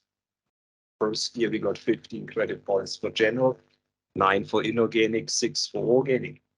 If you go into second year, suddenly it's 12 for analytical, I think 12 for organic, 12 for physical, 9 for physical, and 7, I think, for inorganic. You see, I'm teaching that and I don't know the credit points because it's so confusing. If we go into third year, suddenly the 3 modules all jump to 20 credit points. Why? I don't know. And for the content part, is said, I'm not going to go into detail, but we are suffering seriously from sometimes we just double teach. There's stuff that is done in a previous year, halfway, sort of, and then comes back in a higher year. We have cases where pracs need content that hasn't been lectured at the time the prac takes place. So you have an emergency teaching intervention previously just to cover the basics, and then sort of we do it properly later on. Why are we doing that? So we got our work cut out here, and that is essentially where the future shall go immediately. Despite me having painted such a bleak picture, it's not so bad at all, because behind the scenes, with the change of the very old established guard, things have started changing. Officially on paper, there's still old programs fully in place. Nobody has ever officially regulated because of all the paperwork that needs to be dealt with. But behind the scenes, there are the loopholes. You may change 49% of content of a module going from one year to the other. So you do the maths, after 3 years, your module, the old one, is gone, without having ever violated a single policy. And fortunately, we have played that card quite successfully. So a lot of courses that are being offered are essentially reworked to a good extent. We just have never formalized it. We've kept the facade upright. So therefore, hopefully going forward, we will be able to put it into real writing. Then talking about the points that I mentioned, first of all, let's be honest, semesterization was a topic or a term that most of us had not known what it actually means. Now that we know what it means, we're all scared. And I put it out there, opinions are a bit divided within our department if semesterization is the way to go. We have questions with regards to, do you have to semesterize the whole program from year 1 all the way up to year 3 and going into BSc? Can you semesterize certain years? Because there might be years where it's more applicable to semester-wise. From the aspect of decolonization, Africanization, there we have quite a lot of possibilities to go. The Africanization aspect for chemistry is quite an easy one because it's a resource-rich country. A lot of methods are mined. You can take examples until the cows come with a lot of natural products, meaning everything from inorganic analytical chemistry and organic chemistry. You can populate content straight here from the doorstep. If you pick one of my test papers, I've asked students at one stage to determine the empirical formula of Mandela light A and B. I think that was stuff that was taken out of the ocean or away. So therefore, you can have real content coming straight from our doorstep. The decolonization aspect, debate is sometimes, I think, marred by means of a deliberate misunderstanding. Decolonization does not mean you have to kick out somebody discovered or developed a concept or a theory. I don't think that this is what decolonization asks for, but how do you teach it? How do you assess it? Maybe going away from the classical, there's just one written test and maybe a track component, introduce a digital part. In the moment you allow people to use cell phones, online tests, discussion forum to contribute, you no longer have to commute 2 hours from North End or Motherwell coming all the way down here. You can use that time to study and learn. There's still the debate to be had if the venue where you're living is a conducive environment, but at least you're going more flexible. We have started carefully experimenting, introducing oral components, where in the context of a practice, you approach a student at the bench and you ask, tell me, what are you doing about it? And then you use the answers to develop a conversation. And then you allow the student to rationalize on the page what is happening. So be a bit bold to go out there. The digitization part, there we would love to see a hell lot more of simulations coming into play. Software has been introduced to us with regards to how chemistry practice can be done, including even setting up your own apparatus. So therefore, we could look into that one. The last 2 points I'm not going to go into detail because I've already exhausted my time here. With that one, I'm going to hand over to Benita. Thank you. Morning, everyone. Okay, I promise not to take up too much of your time. I've been asked just to speak on the BSc, not honours, but BSc honours in chemistry program specifically, not honours in general. So just that's a little bit of an error there. So just a table of content, what I will be talking about, just what our current BSc chemistry honours program entails and what we foresee in the future. There are many shortcomings in my view, and I think in everybody's view, in the chemistry honours program. So currently, well, just look at that slide and it makes a person exhausted. This is first semester, the top CHA is analytical techniques in honours chemistry. Then you've got general techniques A and then general techniques B. Have a look at all those topics. And Penny, the students are stressed. All of those topics in semester 1. Then semester 2, what they're going to do is they're going to specialize. They're going to choose either to become an organic chemist, CHO, or become an inorganic chemist, CHI, or become a physical chemist, CHP. So in the semester 2, you actually say, okay, this is what I want to do. And we currently feel that we should do away with that. Everybody should really be good at everything, is what we feel. The CHO and I and P430 modules are practical courses, a project component of the honours program. So currently what we do is we teach those 3 modules that I mentioned with all those topics. We teach them all in semester 1. Note that all of these modules are actually year modules, so the marks only go in at the end of the year. But as I said, for practical purposes, we actually do away. So we finish off with CHA, CHG, and CHG at the end of semester 1 and examine them also in June, done and dusted. And then in the second semester, they will then choose their area of specialization and they'll write 1 exam in in December.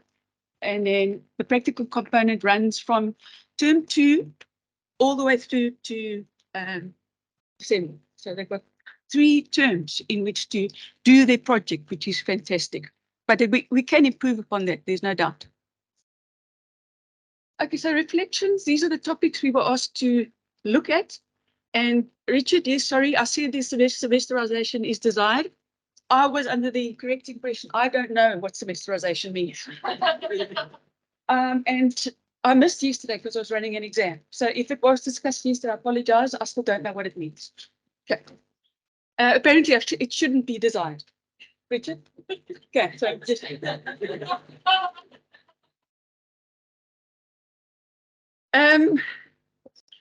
the ideal for what's on the table at the moment, what we want is to deliver all of our lectures in semester 1. Everything. All theory, done and dusted, examined in June, written off, done and dusted. Perhaps also have a bit of a practical component, prescribed perhaps, in that first semester. And then semester 2, okay, give your student the project and he just runs with it. There's no theory, there's no exams. He's just 8 to 5 in the lab doing his project. That is what's currently being discussed. And I like it. And as I said earlier, all students must do all of the modules. So everybody is good at phys chem, inorganic, and analytical and organic. Regarding decolonization, yeah, organic benzene is still a benzene. So I agree with Richard, it's got nothing to do with content and who founded it and whatever. For me, it's a case of looking at where the student comes from and then delivering your content according to what that student knows and where he comes from. Also, perhaps when it comes to the practical component, I mean, our country and our continent have enough problems industrially, and maybe we should model our projects according to those problems. And then finally, as it may be a bit controversial, but maybe just think that perhaps too much of an Africanization might be a negative for the student because of the, as I say, the international stakeholder won't be able to relate. So something to think about. Digitization, we are looking, I can't speak too much about the 4th Industrial Revolution yet with respect to honours, but let's be honest, it is a little bit frightening because it does take away the menial jobs out there. However, as I say, if it's going to be, everything's going to be robotic and whatever, you're going to need technicians for those things. So we almost need to align our programs so that we can put students up there who have those skills. Yes, the industry, chemical industry at the moment, you can speak to Farnes and even Sean, they are saying that our students, I'm speaking particularly from a BSc point of view, Sean, not yours, they're not happy whether the student that is going into industry has to be retrained. They have to actually go on courses so they can do their jobs. So we need to somehow align our curricula with the needs of the industry. Yes, and last point here, the students, every student needs basic computer skills, just for day-to-day, you know. I had a pharmacy student in the first year, 3 years ago, 4 years ago. The first time she ever saw a computer was first year, BPharm. And she's a top student. It's like, you know, it's amazing, but it's sad because the schooling is so different everywhere. Alignment with graduate attributes. As I said, perhaps we should incorporate an entrepreneurial bit into our curriculum so that perhaps these students can become entrepreneurs and decrease the unemployment that is, what's it, 40% at the moment in our country. It's really shocking. Otherwise, we do believe the skills are getting there for the students to be employed. Infrastructure, I've only got 2 words. It's not available. Infrastructure availability. And we need new buildings. I'm not even talking about new venues. We need new buildings, lab space. I don't know how Dr. Betts is managing. I think he has 650 first-year students. Oh. 650 first-year students. And there's one lab that can take 60 students. Can you see what's happening?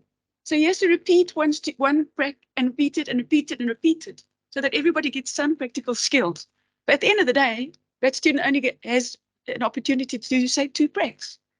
It cannot. We've got to cap, or we need new staff or more staff and new buildings and new labs. We can't keep upping the numbers. It's detrimental. It's almost like we don't care what kind of student we're putting out there. Just increase the numbers, people. No, it doesn't work like that.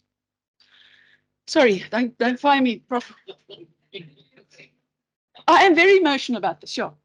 Research equipment, our research, there's lots of research equipment that is down in our lab, in our building. And who funds the fixing? You know what I mean? From my research account, from your research account, is that right? And a lot of us don't even have the funds, you know what I mean? And there's often a lack of support regarding buying high-end equipment. If you want to train a student to be able to be competitive internationally, that student must be exposed to high-end equipment. But it's not supposed to be a moaning session, I'm sorry. That's not relevant. That's not relevant. That's me. Thank you. Thank you so much. Can I please call Prof. Campbell up to facilitate some discussion and debate? Thank you very much for your involvement, and applause to everybody who participated. We will be starting our 6th session this morning.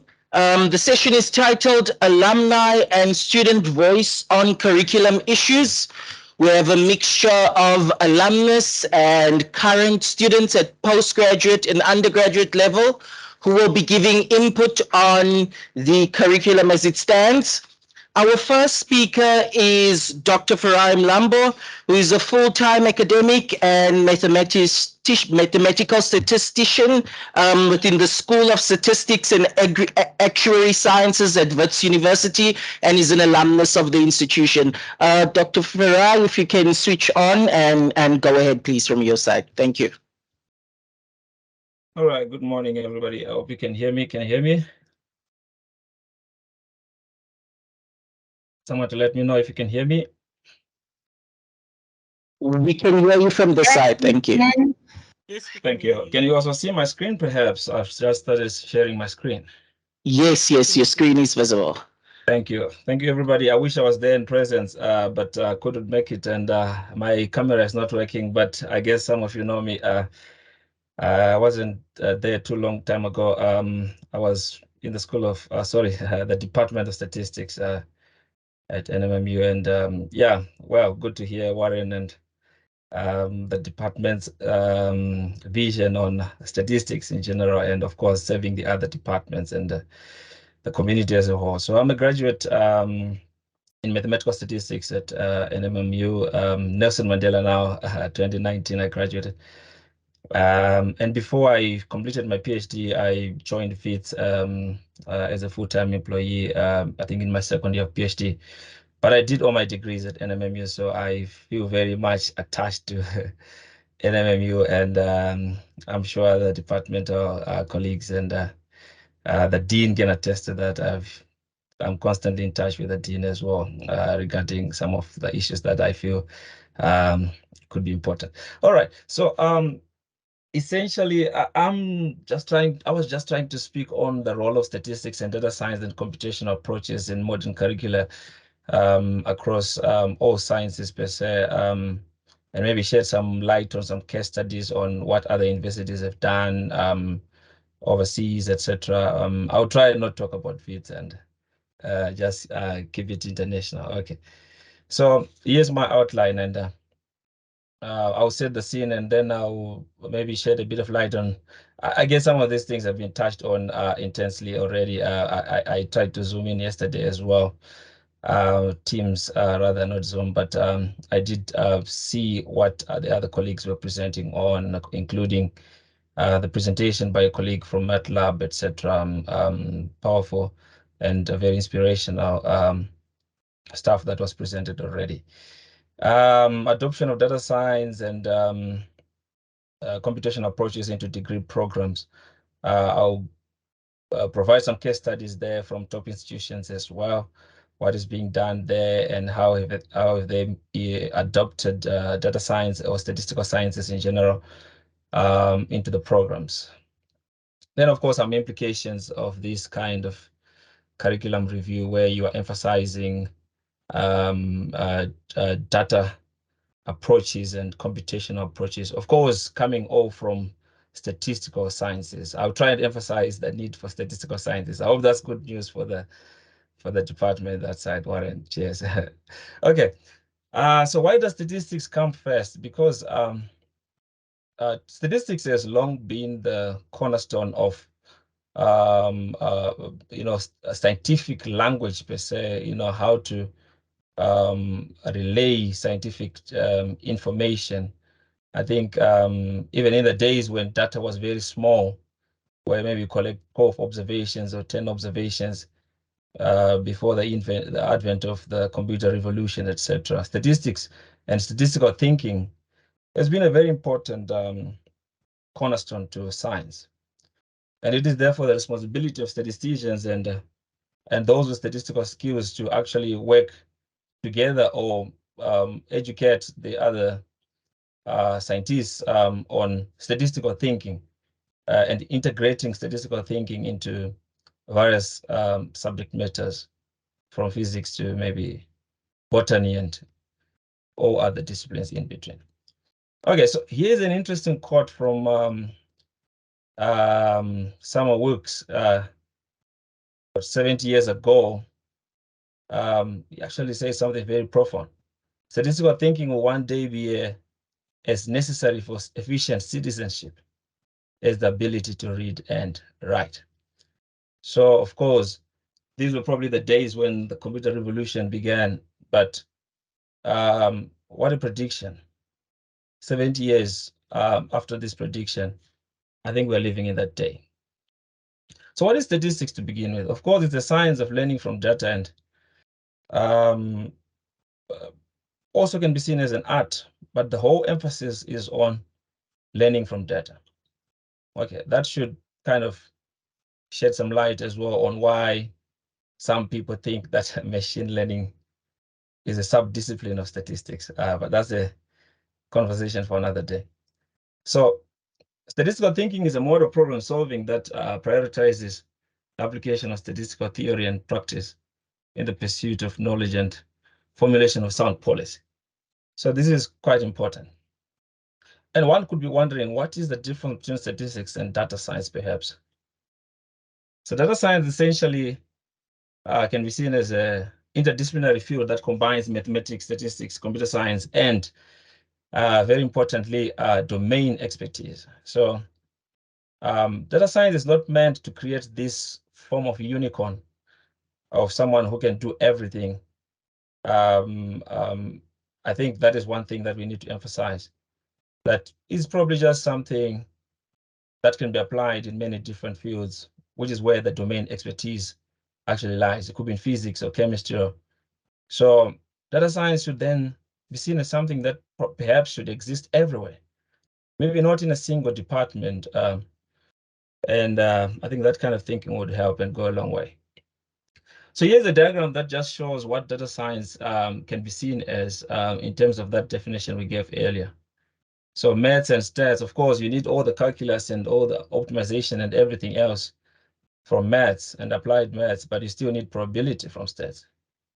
You need maximum likelihood estimation and all that statistics and statistical theory can offer before you can even start talking about a computer, which is basically the implementation of theories from statistics and mathematics to minimize some loss functions and maximize some accuracy or whatever, So the computing then can be seen as like a tool, or the programming. You're programming some statistical theory or mathematical theory if you want to be more holistic, perhaps.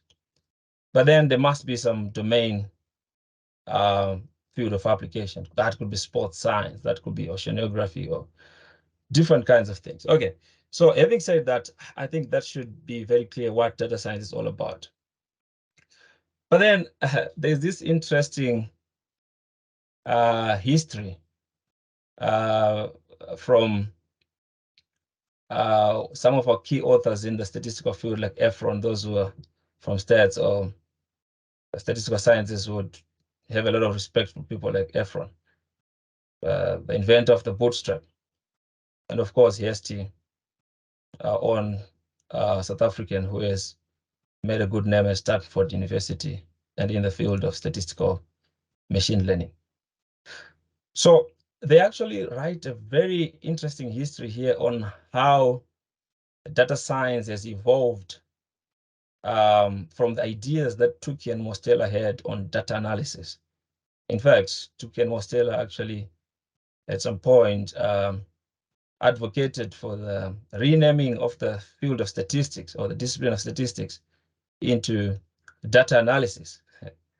And I guess there was a lot of resistance to that.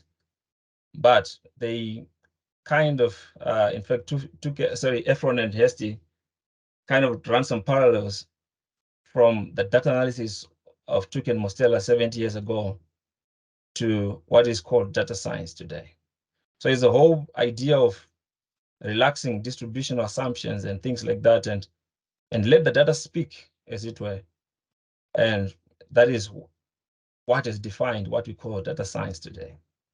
The idea of getting insights from data, and maybe not so much of distributional assumptions like we would assume in a mathematical statistics framework. So here's a paper that Tukey actually wrote 60 years ago, and it was called The Future of Data Analysis, how that has been fulfilled about a decade ago when data science, or the term data science, was coined. Okay, so here's just a history of statistics as a discipline, and I guess this is something profound, where, in the beginning, statistics was very much application oriented, in agricultural experiments and randomized trials and clinical trials and things like that. But then there was a heavy pull towards the mathematical strand, or the mathematical approach to statistics, with formalization of things like the maximum molecular estimation and all the student T distributions and everything. Things became very mathematical, as it were, diverging from the applications. But then the computer came to the rescue when the computer was invented in the 1950s. Computation then pulled statistics back, as it were, to the more balanced application mathematics and computation middle there, where you see around the 2000s, because now there was lots of data, and again, applications became very important. And this should be something that perhaps should be seen as good news and can possibly unify the mathematical sciences as a whole, perhaps looking at pure maths itself, offering all the approximation theory and convergence theories and all that we need in statistics. And of course, the computer science departments and colleagues bringing us the tools for coding and programming that we need for modeling. All right. So that's just a description of all that we saw there. Perhaps I'll just keep this slide for the sake of progress. So maybe just an overview of current science curricula. Maybe not entirely true for NMMU, but I think this is the general state of affairs in most science curricula, where traditional disciplines like physics and chemistry, of course, with other sub-disciplines, offer robust foundations and scientific theories, experimental methods, and critical thinking skills, which have actually shaped and produced robust scientists over the last century or so. And there's much to be celebrated from there. Of course, there's a tendency of using traditional methods, which have served very well. I didn't study too long time ago, but I think I went through these traditional methods as well as an undergrad, at least.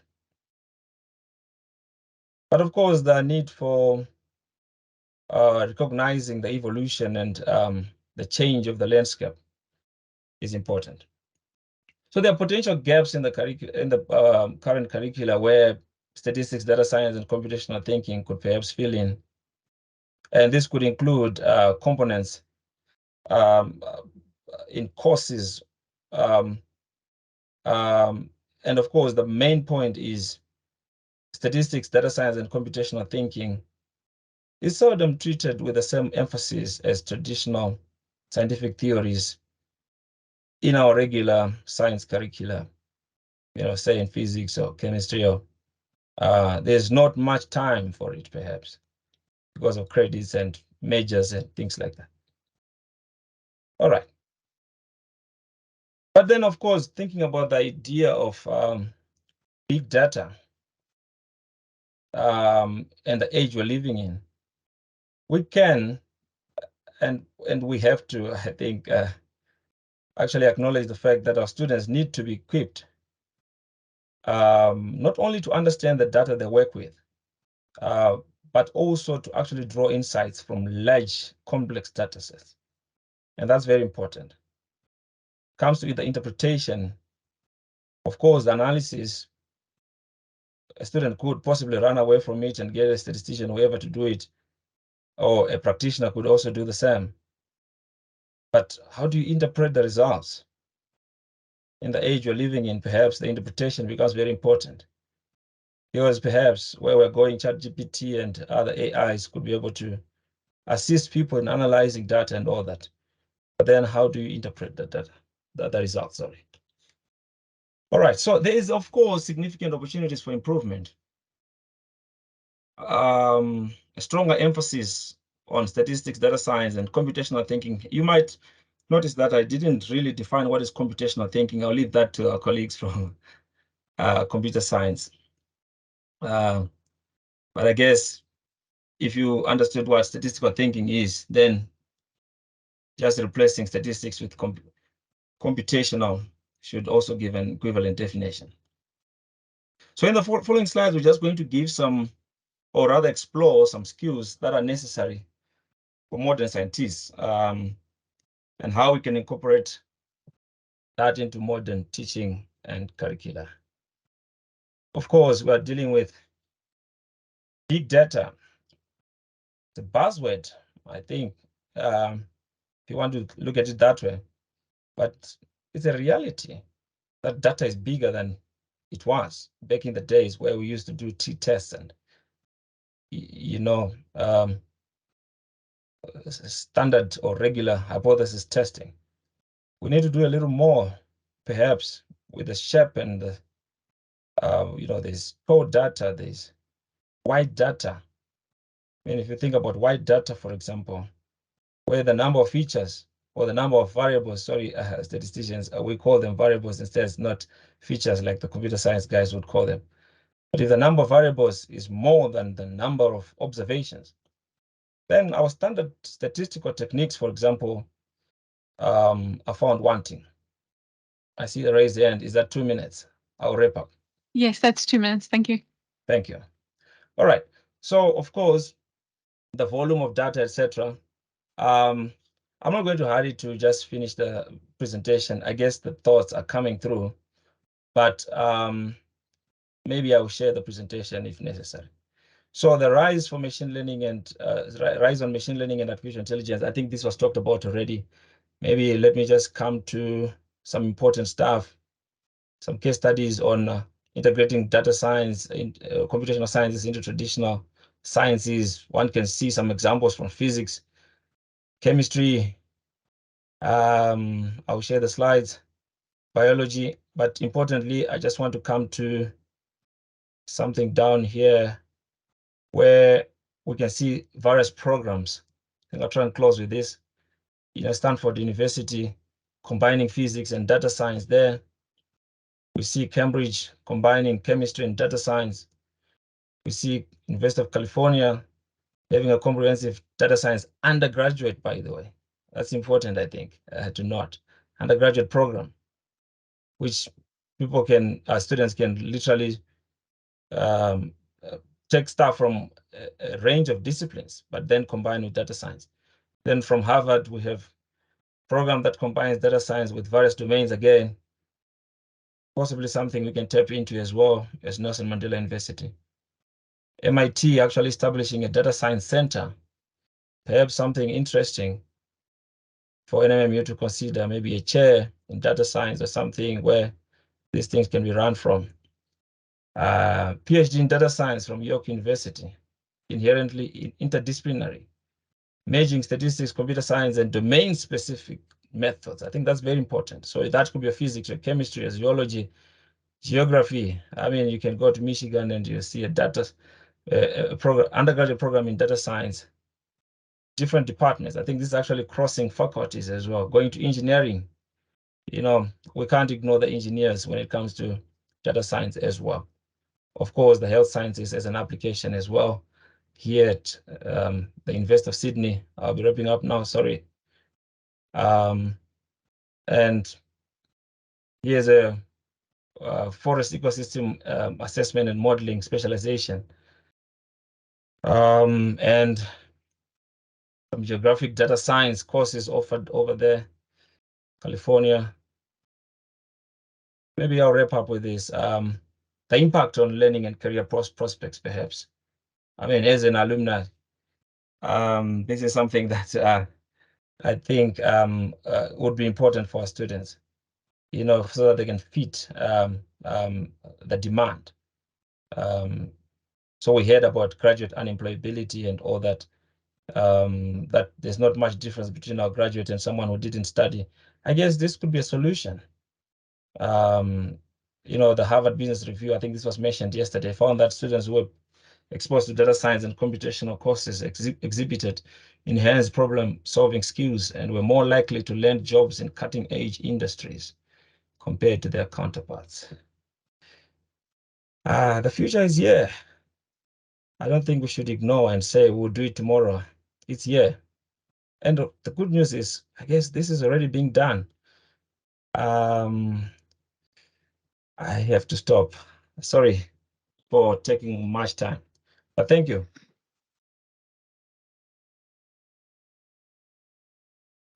Thank you very much, Doc, for that informative presentations. We will be sharing the presentations with everyone gathered, so you won't be missing that important information.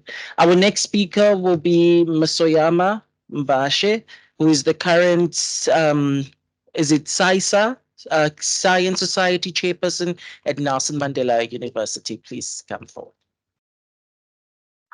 Hello, everyone. I believe there's no need for introductions. I've been introduced. I am with my colleague Dipo Seripe, and she'll be helping me to present today. So I'll be presenting on the issue of academic writing and data analysis, and she'll be touching on prerequisite issues and field readiness and practical experience. The issue that we're facing the most as students, and I'm saying this because I've been speaking to DMEs mostly, and the issues that we're facing the most as students is inadequate preparedness for academic writing. And I'm saying this because they're saying that the practical reports that we are submitting as students they're not up to par. They're not up to par. And the people that actually get training on how to write practical reports and all of that, it's mostly extended students. And mainstream students, they don't get the same opportunity as us extended students, which is kind of unfair because if we're being realistic, most of the students that are coming into the university are students that are coming from, I'm sorry, it's students that are coming from public schools. And in public schools, they don't get exposed to such. They don't know how to, I think a previous speaker has mentioned before, they don't get the opportunity on how to do proper writing. They are only told, like, for instance, in English, you write an essay that's like a page. And it's not the same as writing a full practical report where you get to discuss properly, like you present your findings when you are doing an experiment on all of that. And I think like it's one of the things that need to be looked into. And also when it comes to postgraduates, there are also complaints that they don't get training on how to write their thesis and all of that. There is training that is provided by the university, but it's not specific to each department. It's like an overall layout on how you can write your thesis and whatnot, but it's not, they don't teach you on how to write for your specific department because each department has their own requirements on how you can write your thesis.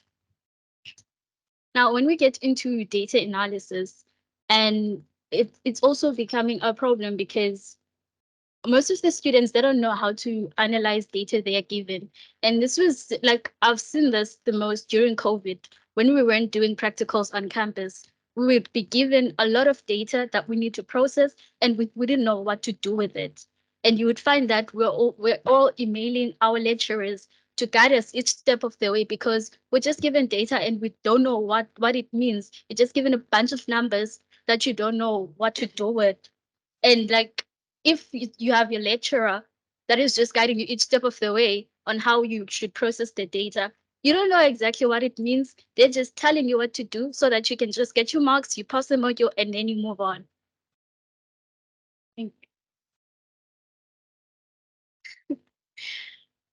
Okay, good. Good morning. Good morning. So I'm going to be touching upon prerequisite and field readiness, which I believe is going to be a little bit of a push because we, as my chairperson has already mentioned, we did a survey among students where we talked to them, which I believe is very crucial that we engage with students and get to learn about the experiences, because when we do things like modification of curriculums, I feel like we need to take into consideration how students experience the curriculum. So that is what we did as a society, and this is our feedback on prerequisites. So I'm going to be touching upon the point where she talked about data analysis. I remember in first year, Dr. Dupree told us about the R code? So yes, so we're speaking to some postgraduates who told us that, listen, we only did WRFV, which is Word, doing PowerPoints, Excel, which you don't learn how to exactly work with data in Excel. We're just told, okay, took some things it's like equal to some equal average, but it's not really specialized to the needs of our curriculum and the BSc needs. So some postgraduates say that, listen, we deal with a lot of data. We don't know how to use R. We have to learn how to do new things. On top of that, we have to learn how to code, which is not easy. So we feel like some prerequisites or maybe programs can be implemented. And Dr. Dupree already told us that he has a lot of work. As much as he was passionate about teaching us how to code in R, there wasn't enough time in class. He still had to teach us introduction to botany as well. He still had to mark our assignments. We still had to do things so that the next lecturer that has the cohort of students doesn't have to pick up on the slack. So we really feel like the faculty needs to collaborate with some faculties as well, like the statistics faculty, where they could have programs, extra short courses, like the representative mentioned, where people that are interested in research can say, I can take up on this program, even if it's not embedded into the curriculum, but rather give students the opportunities that are free. Because if I go to Udemy, if I go to external companies, I have to pay. And most of us rely on student funding, which is not enough. And other issue with prerequisites is some prerequisites are not stipulated. Again, geology students had a lot to say. So they told us that they had to do, they were emphasized that they have to do botany and zoology. But then they get to higher levels and they see that they have to have chemistry background. They have to have physics background with going out to field work, doing calculations. And they simply did not take these subjects. They don't know how to apply the background knowledge of those subjects into now higher levels, which results in failing because it is expected that you know it, but you didn't do chemistry and physics on a higher level. And sometimes some of them didn't do it in high school as well. And also, talking about stumbling blocks like this Lithawa met, we actually met in my beginning of my second year because I'm one of the people that had a stumbling block, which I felt was unnecessary in my opinion. So I passed most of my I passed most of my modules in first year, but then I had personal difficulties in my second semester, and I didn't pass my maths, but it was above 40, just short of being given a reassessment. And then I was told, listen, you can't do biochemistry, and I was confused because I'm like, biochemistry is chemistry. I passed my chemistry. Why can't I concurrently take maths and biochemistry? Because at the time, maths was still online, so I knew that I could manage. I could manage the two, but also we were told about prerequisite wavering. And so I went upon the program that the university have where you can waiver your prerequisite, but I don't feel like the program is really there to help students because I was told your maths is above 40, just short of 50, but you really need it for biochem. You're really going to use that calculator for biochem. And up to so far, I really haven't. I've learned a lot about genetics and so forth, but there isn't really a lot of maths. So I added an extra year for something that could have easily been avoided. And my funding could have been risked for something that could have been avoided. So I feel like we should look into that and also tell the students how the process works, the wavering process, like the NSFAS appeal process. Who is it for? What situations are they used in? When do you actually approve the wavering of the prerequisites? Because it's there, but most students don't actually get to use it. And for my last point is the field preparation and yeah, field readiness and work preparation, which ties into the employability issues that were already touched upon. So the first thing that I'm going to talk about is, again, geology students. Master's students talked about only getting exposure to field work in their postgraduate level, which for them is a lot.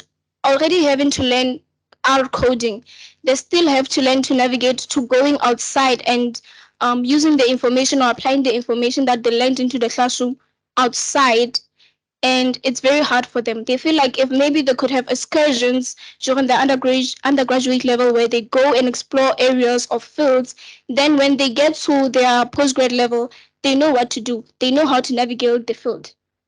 So we really need mentoring from our lecturers as well. We really need lecturers that are going to engage with us and not be just teachers, but mentor us as well, give us guidance because you've been in our shoes at some point, and we really feel like we could, use the wisdom that you have accumulated over the years.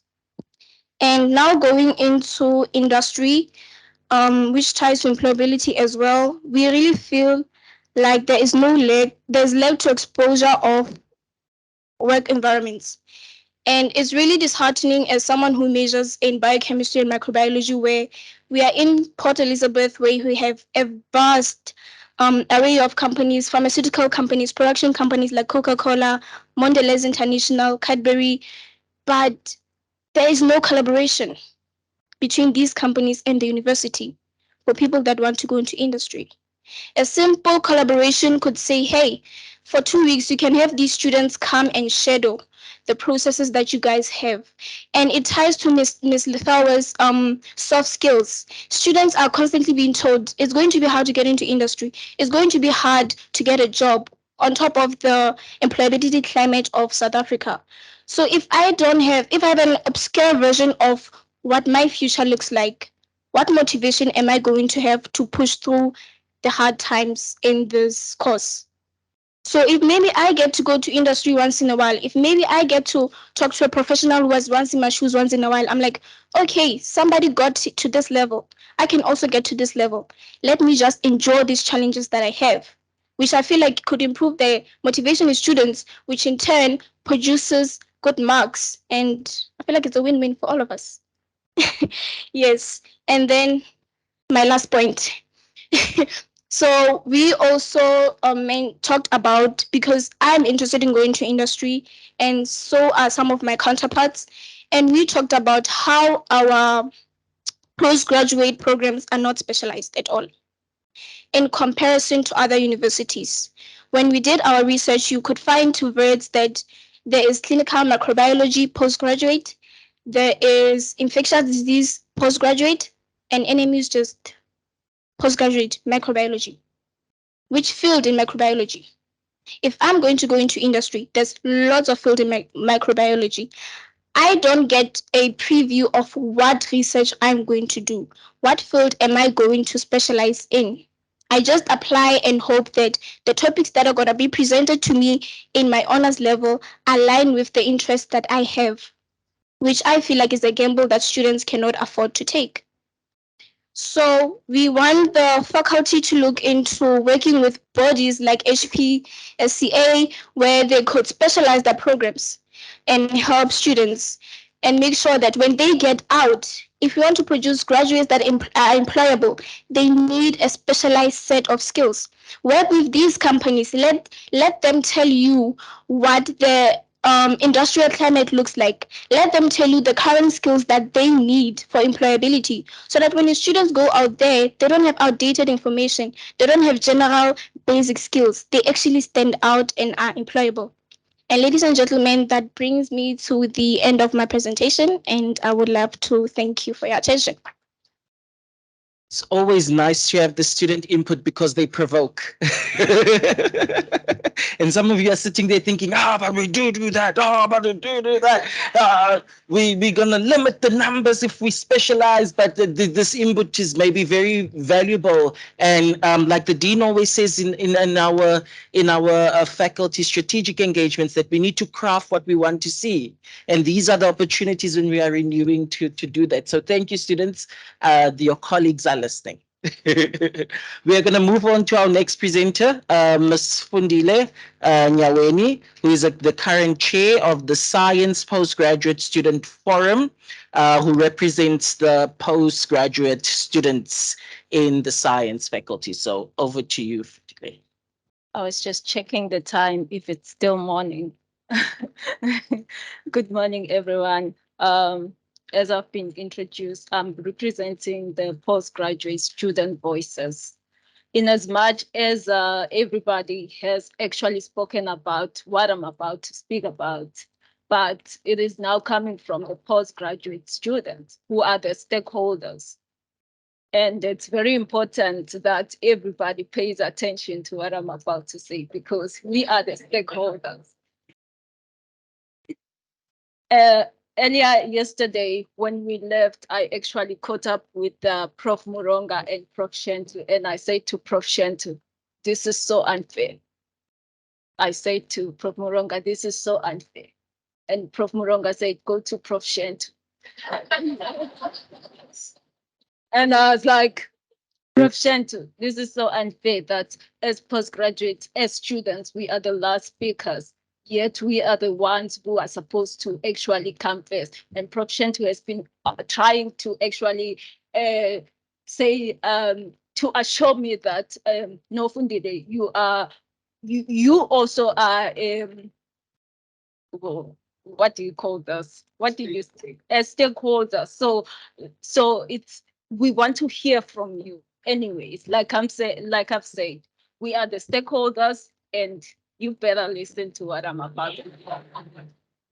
So as postgraduate students, we decided that we want to engage everybody and we want everybody to understand how to optimize the science curriculum to produce competitive graduates. This is actually a response from the Mandela postgraduate students. So we tried by all means to actually, because we are working on curriculum renewal. So we want to actually add, although it has been pointed out by many of the speakers today, even yesterday's speakers, they also highlighted what I'm about to highlight. But what I like is that it's now coming from the voices of students. So the undergraduate curriculum actually, it's supposed to cultivate, it actually cultivates a strong foundation of scientific knowledge and skill, critical thinking, problem solving, deep understanding of the scientific method. So, however, in order to see whether the undergraduate curriculum is actually do well, one of the things has been actually highlighted by the speakers, which is also we can actually do cause self-evaluation or cause evaluation in order to see whether the postgraduate is actually doing well. We could actually, at the end of the 3 years of that particular degree, you could just do the course self-evaluation, which will actually help. So in order to create competitive graduates, this can only be achieved if experts in this field work together and generate a curriculum that can produce graduates that are ready to enter the job market or continue future research, which is very important. The key objective of our presentation today, it is actually to highlight the importance of producing competitive graduates, also addressing student needs, identifying challenges in the science curriculum, also optimizing the science curriculum. How could our science curriculum be optimized?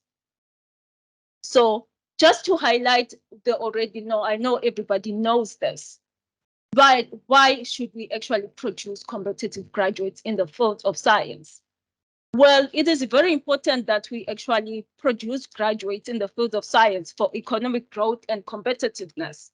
As we all know, and many speakers yesterday, even today, have spoken that science and technology, they are actually the drive for economic growth. That is, they provide nations with competitive edge in the global market. So science graduates actually contribute to research, innovation, and job creation.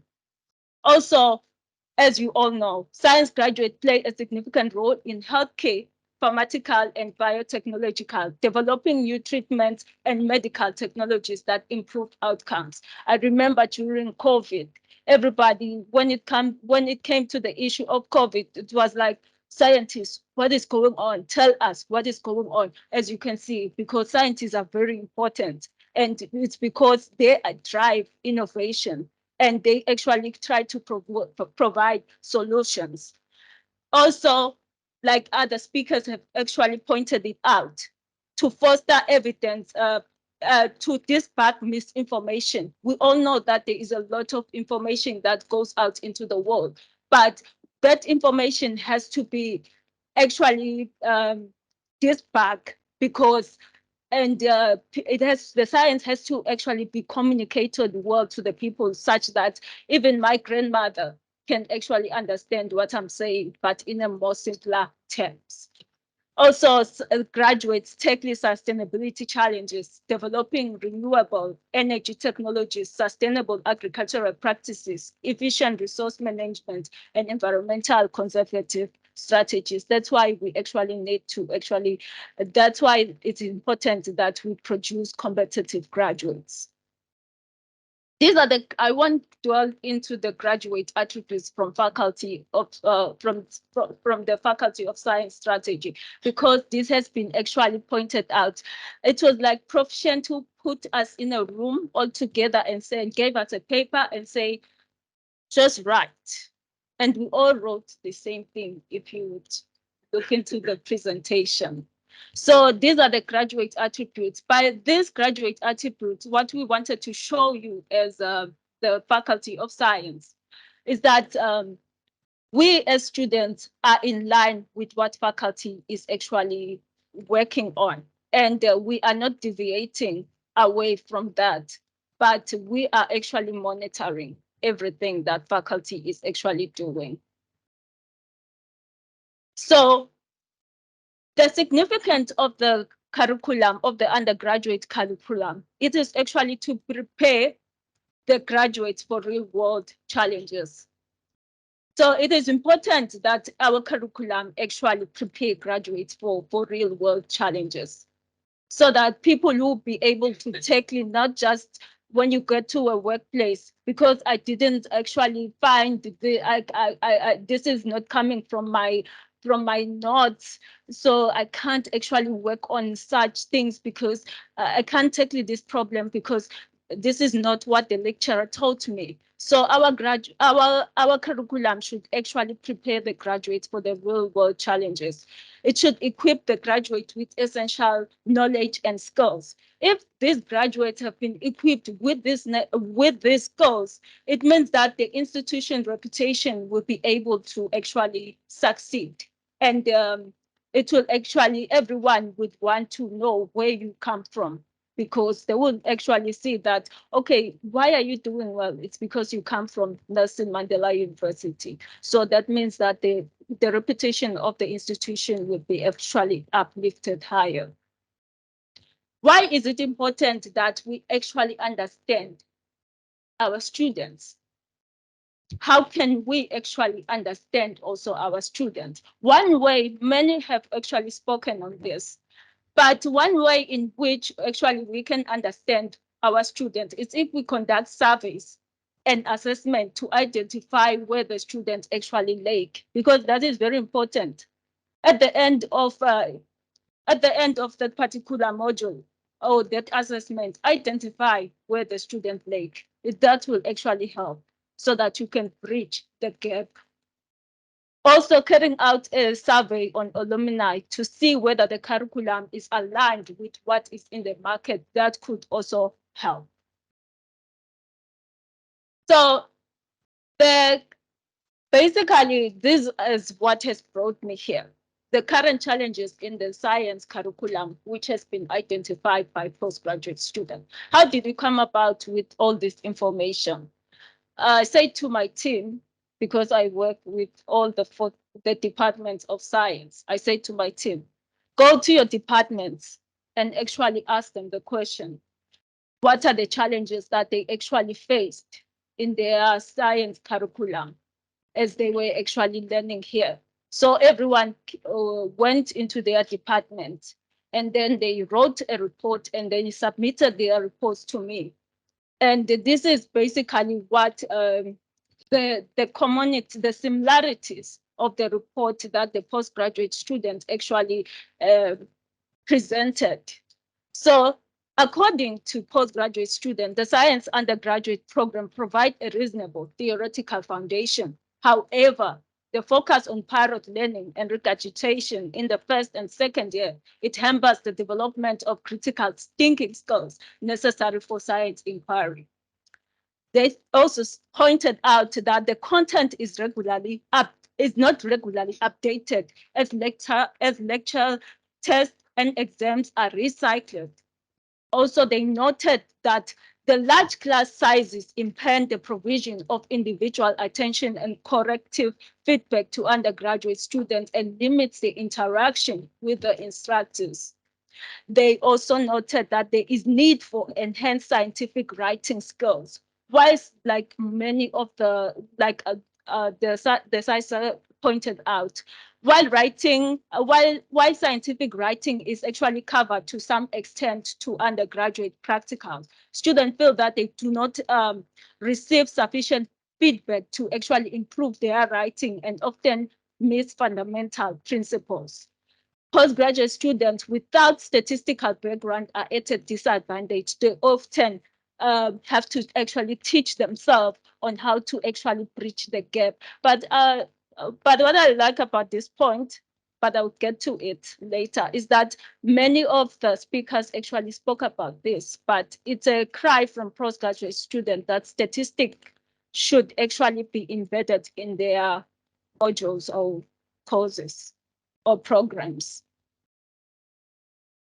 Also, with the in-service modules, there is need for proper alignment. I'm glad I see Prof. Tim. I actually talked to Prof. Tim and Prof. Baba on this as well, because they are doing maths is actually an in-service course to physics department.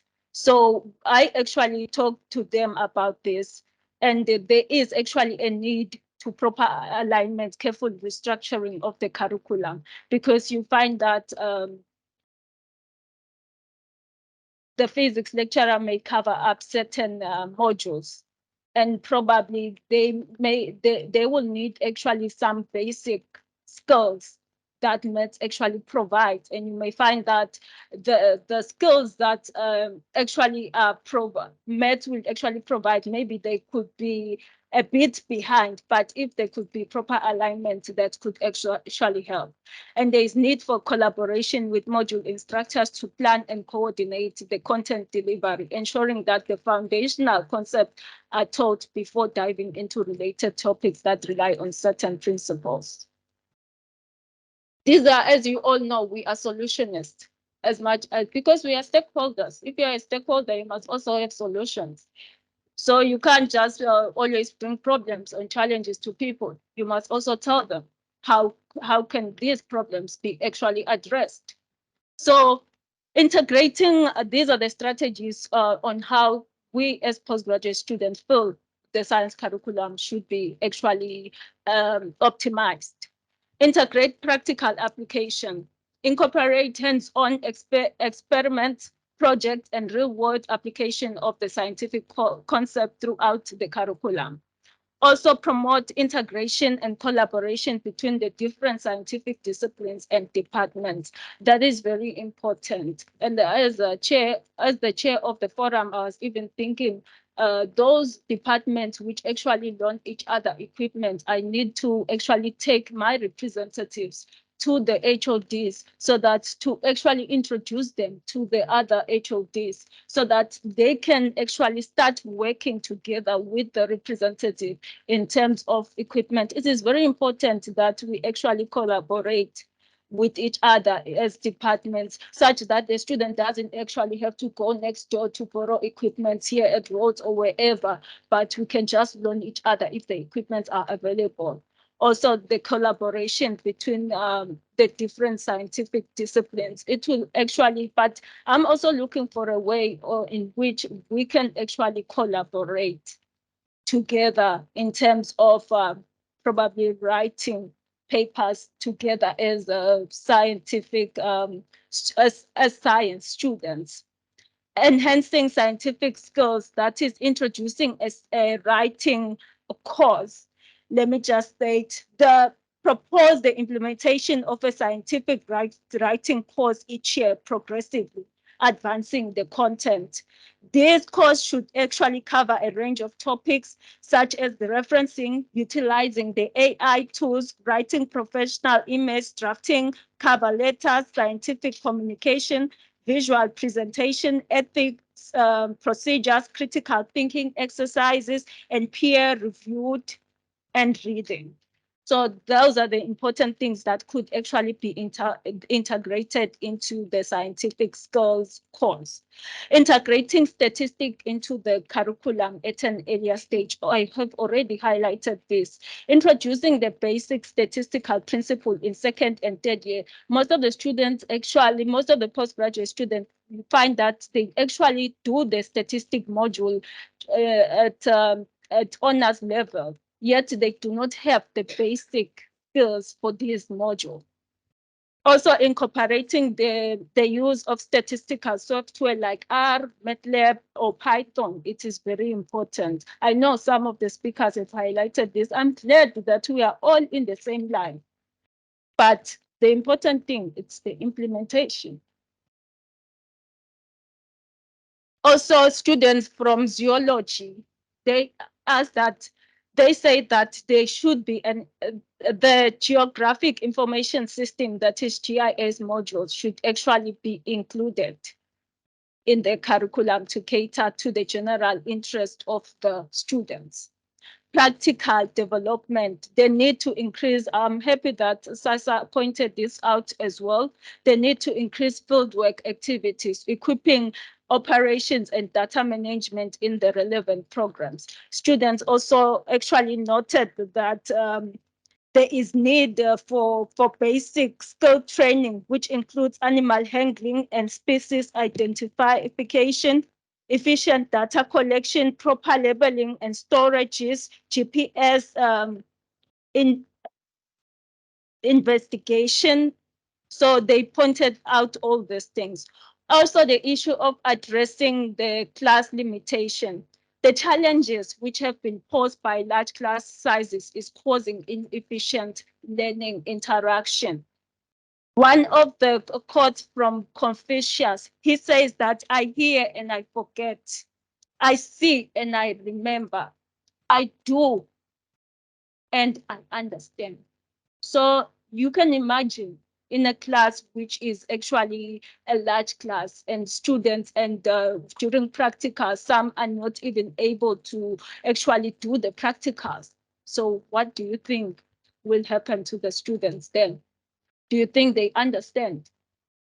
They don't understand, they can see, but they don't understand because they are not doing. So to mitigate the negative impact, consider allocating additional staff members to deliver the required content and provide individualized attention to students. Also increase lab spaces and acquire more equipment. Increase practical sessions, increasing capable practical demonstrators that can also guide students on report writing, just like they've stated. The SASA has also stated, and assist in marking assessment and offer regular feedback on practical exams. Tutorial sessions and tutors, offer tutorial sessions and provide dedicated tutors for second and third year students to support understanding of complex coursework. Use peer-to-peer learning program. What do I mean by peer-to-peer learning program? Take the students who have actually done well, probably who are maybe in their third year, to tutor students who are in their second year. Those who have done well in that particular module, this could actually work well. Technology integration, integrate technology tools and resources into the science curriculum to enhance learning experience. I won't go deep into it because most of the speakers have spoken about ChatGPT, which is the AI programs, which is something that as a university, we have to not shun away, but we have to actually implement. Utilize visual simulations, data analysis software, online database, and other digital resources. Research and industry exposure. It is very imperative that we actually, everyone, the SASA has spoken on this, and I'm also speaking on it. That means the faculty, this is an emphasis from students. So facilitate partnership with research institution and industry professions to provide students with exposure to real world scientific research and industry practices. Introduce professional talks by inviting professionals from industry to present talks on topical issues related to research. And if you invite these people, that is where most of the students can actually also pick their research topics, which they can actually start on their, probably pursue their master's career because they've heard that there is a gap somewhere. Also collaborate projects, internships, and field experiences can bridge the gap between academia and industry, preparing students for the future career opportunities. Also establish connections between scientific concepts and relevant societal issues such as climate change, sustainability, health, and technology. I'm sorry, but I'm about to end my presentation.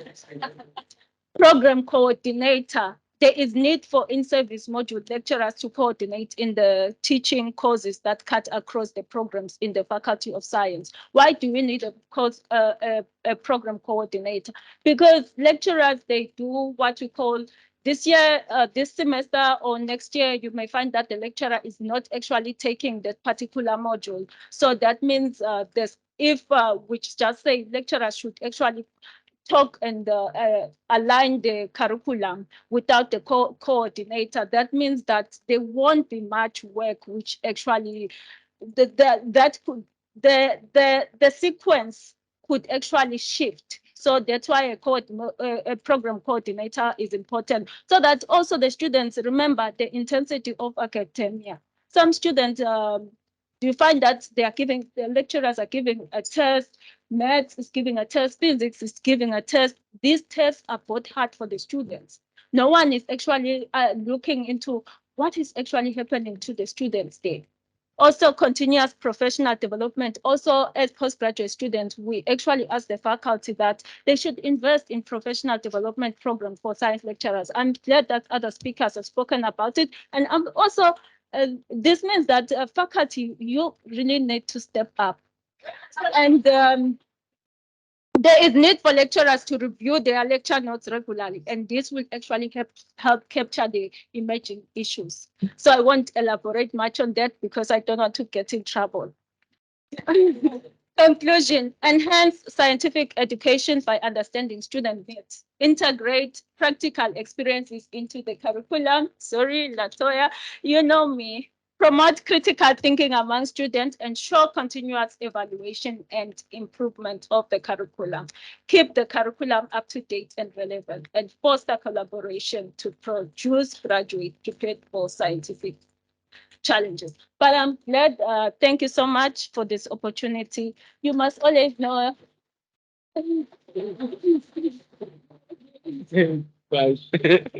Thank you, thank you. Colleagues, the postgraduate voice has been silenced for a long time, so we must appreciate and understand where it comes from. So we will give them some extra time. Okay, colleagues, I just wanted to also acknowledge that we have some deputy deans in the audience and representatives of deputy deans. Dr. Samaye at the back was mentioned yesterday on how she uses indigenous knowledge systems in teacher education, and she's here with us today. So I thought maybe if you wanted to hear more, you could quip her during the break. We are going to move on to our final speaker, I believe, Mr. Bayanda Maboza, who is the current Student Representative Council representative for the Faculty of Science at Nelson Mandela University. If you could please come up, and then we'll have that presentation. Greetings. I won't be long because it disadvantages of being a last speaker. I'm almost captured by everyone, so but I will say my points anyways. It's June, Youth Month, so I'm very sad that most of the students are not here. So on behalf of the students, this is my quote from one of the scientists.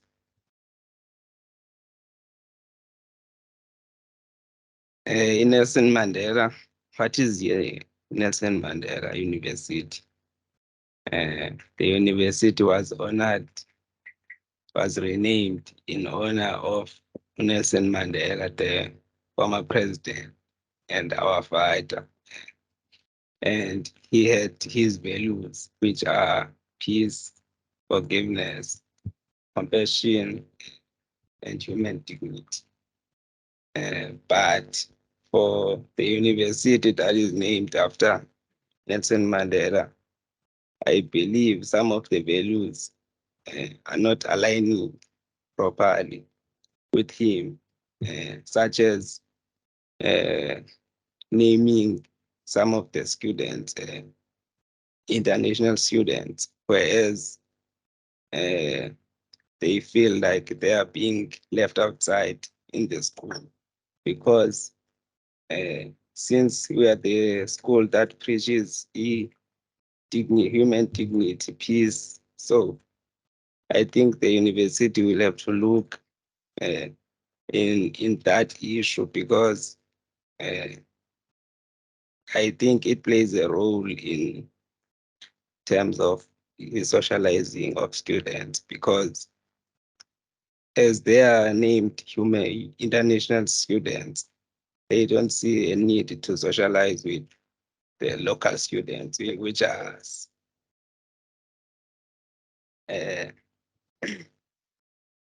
from my research, I believe these are the things that must be improved in the faculty.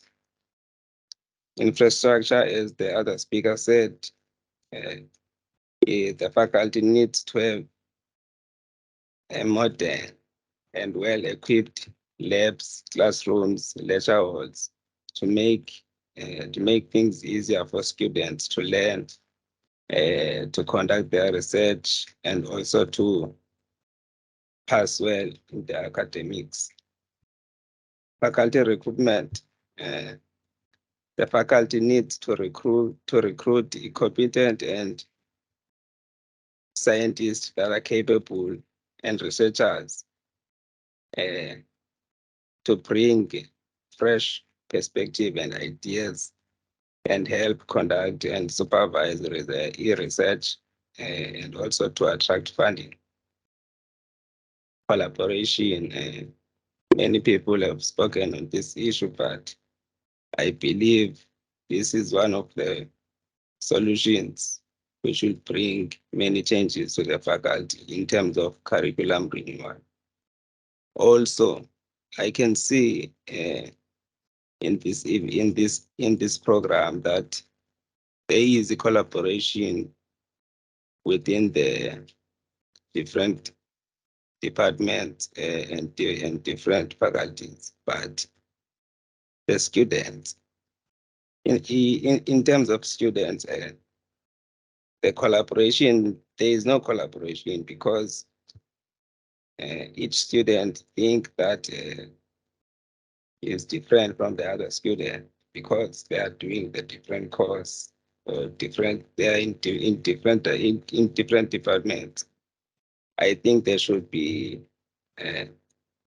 programs that bring students together, different departments, different faculties, so that we can at least after COVID have a way of trying to bring a socialism between students and develop social skills. Research funding.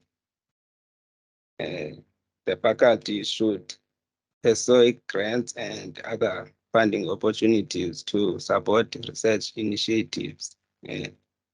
For example, postgrads and the students who are doing their advanced diplomas. This could be done through internal channels, government agencies, or international organizations. I believe the school has a relationship with all these student enrollment. The faculty needs to attract and retain more students, and not just students. As the Faculty of Science, it is capable to attract more students who are capable of rising the name of the school. This can be done by improving the quality of teaching, providing scholarships and internships, and offering diverse range of programs. Outreach. The faculty should engage in outreach activities that promote science. It's important for the society to know what science is and to learn more about science. This can include in public lectures, science exhibitions, and community outreach programs.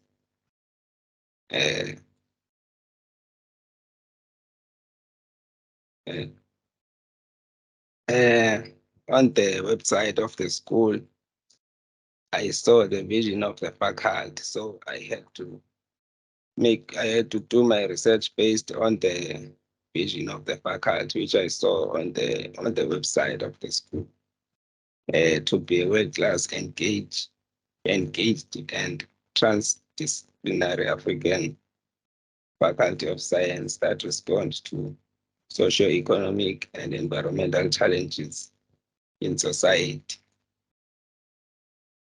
And I also saw the mission. So the following points I made based on this mission and vision. To meet the vision, to achieve this, we need a faculty that is deeply connected to the social, economic, and political realities of our continent. That collaboration will also help because we have economics, business and economics faculty. We have politics, we have science. So to meet the vision, let's say I'm friends with a student from the Faculty of Law, and is telling me the things that are affecting us as a country. Then I relate because some of the things are also science. So I think these things will be very helpful to our students. We need a faculty that can respond to the complex challenges faced by African societies.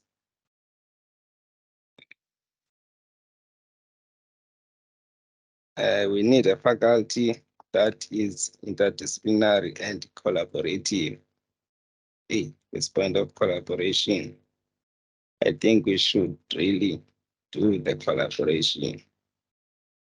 We also need a faculty that is committed to ethical principles and sustainability.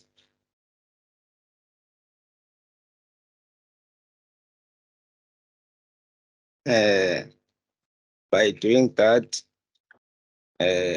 we need to ensure that scientific advancement and innovations do not harm our environment. As you know, the climate change and the issues we are facing as a country and as a world. We need a faculty of science that is inclusive and diverse. Among the faculty and staff and the environment for students from different backgrounds, diversity and inclusive will help to encourage interactions between different groups. The question, I believe many people were attracted by this question, but I won't be long. We can see the changes, the improvements that the NMU has made, especially in the Faculty of Science. So from my research from the students, in terms of ranking, the faculty is one of the best in terms of science and the equipment they are using, and they are learning, but there are some improvements that need to be made, as I said, and the points that I made out to try and give input in terms of improving. And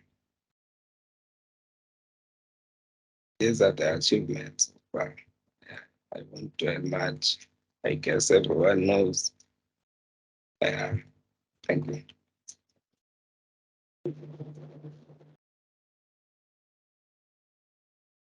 Can we please call on all our student contributors to please come forward, maybe to come and take a seat on the panel. We're going to call on Dr. Tony to come and lead discussion. Yes.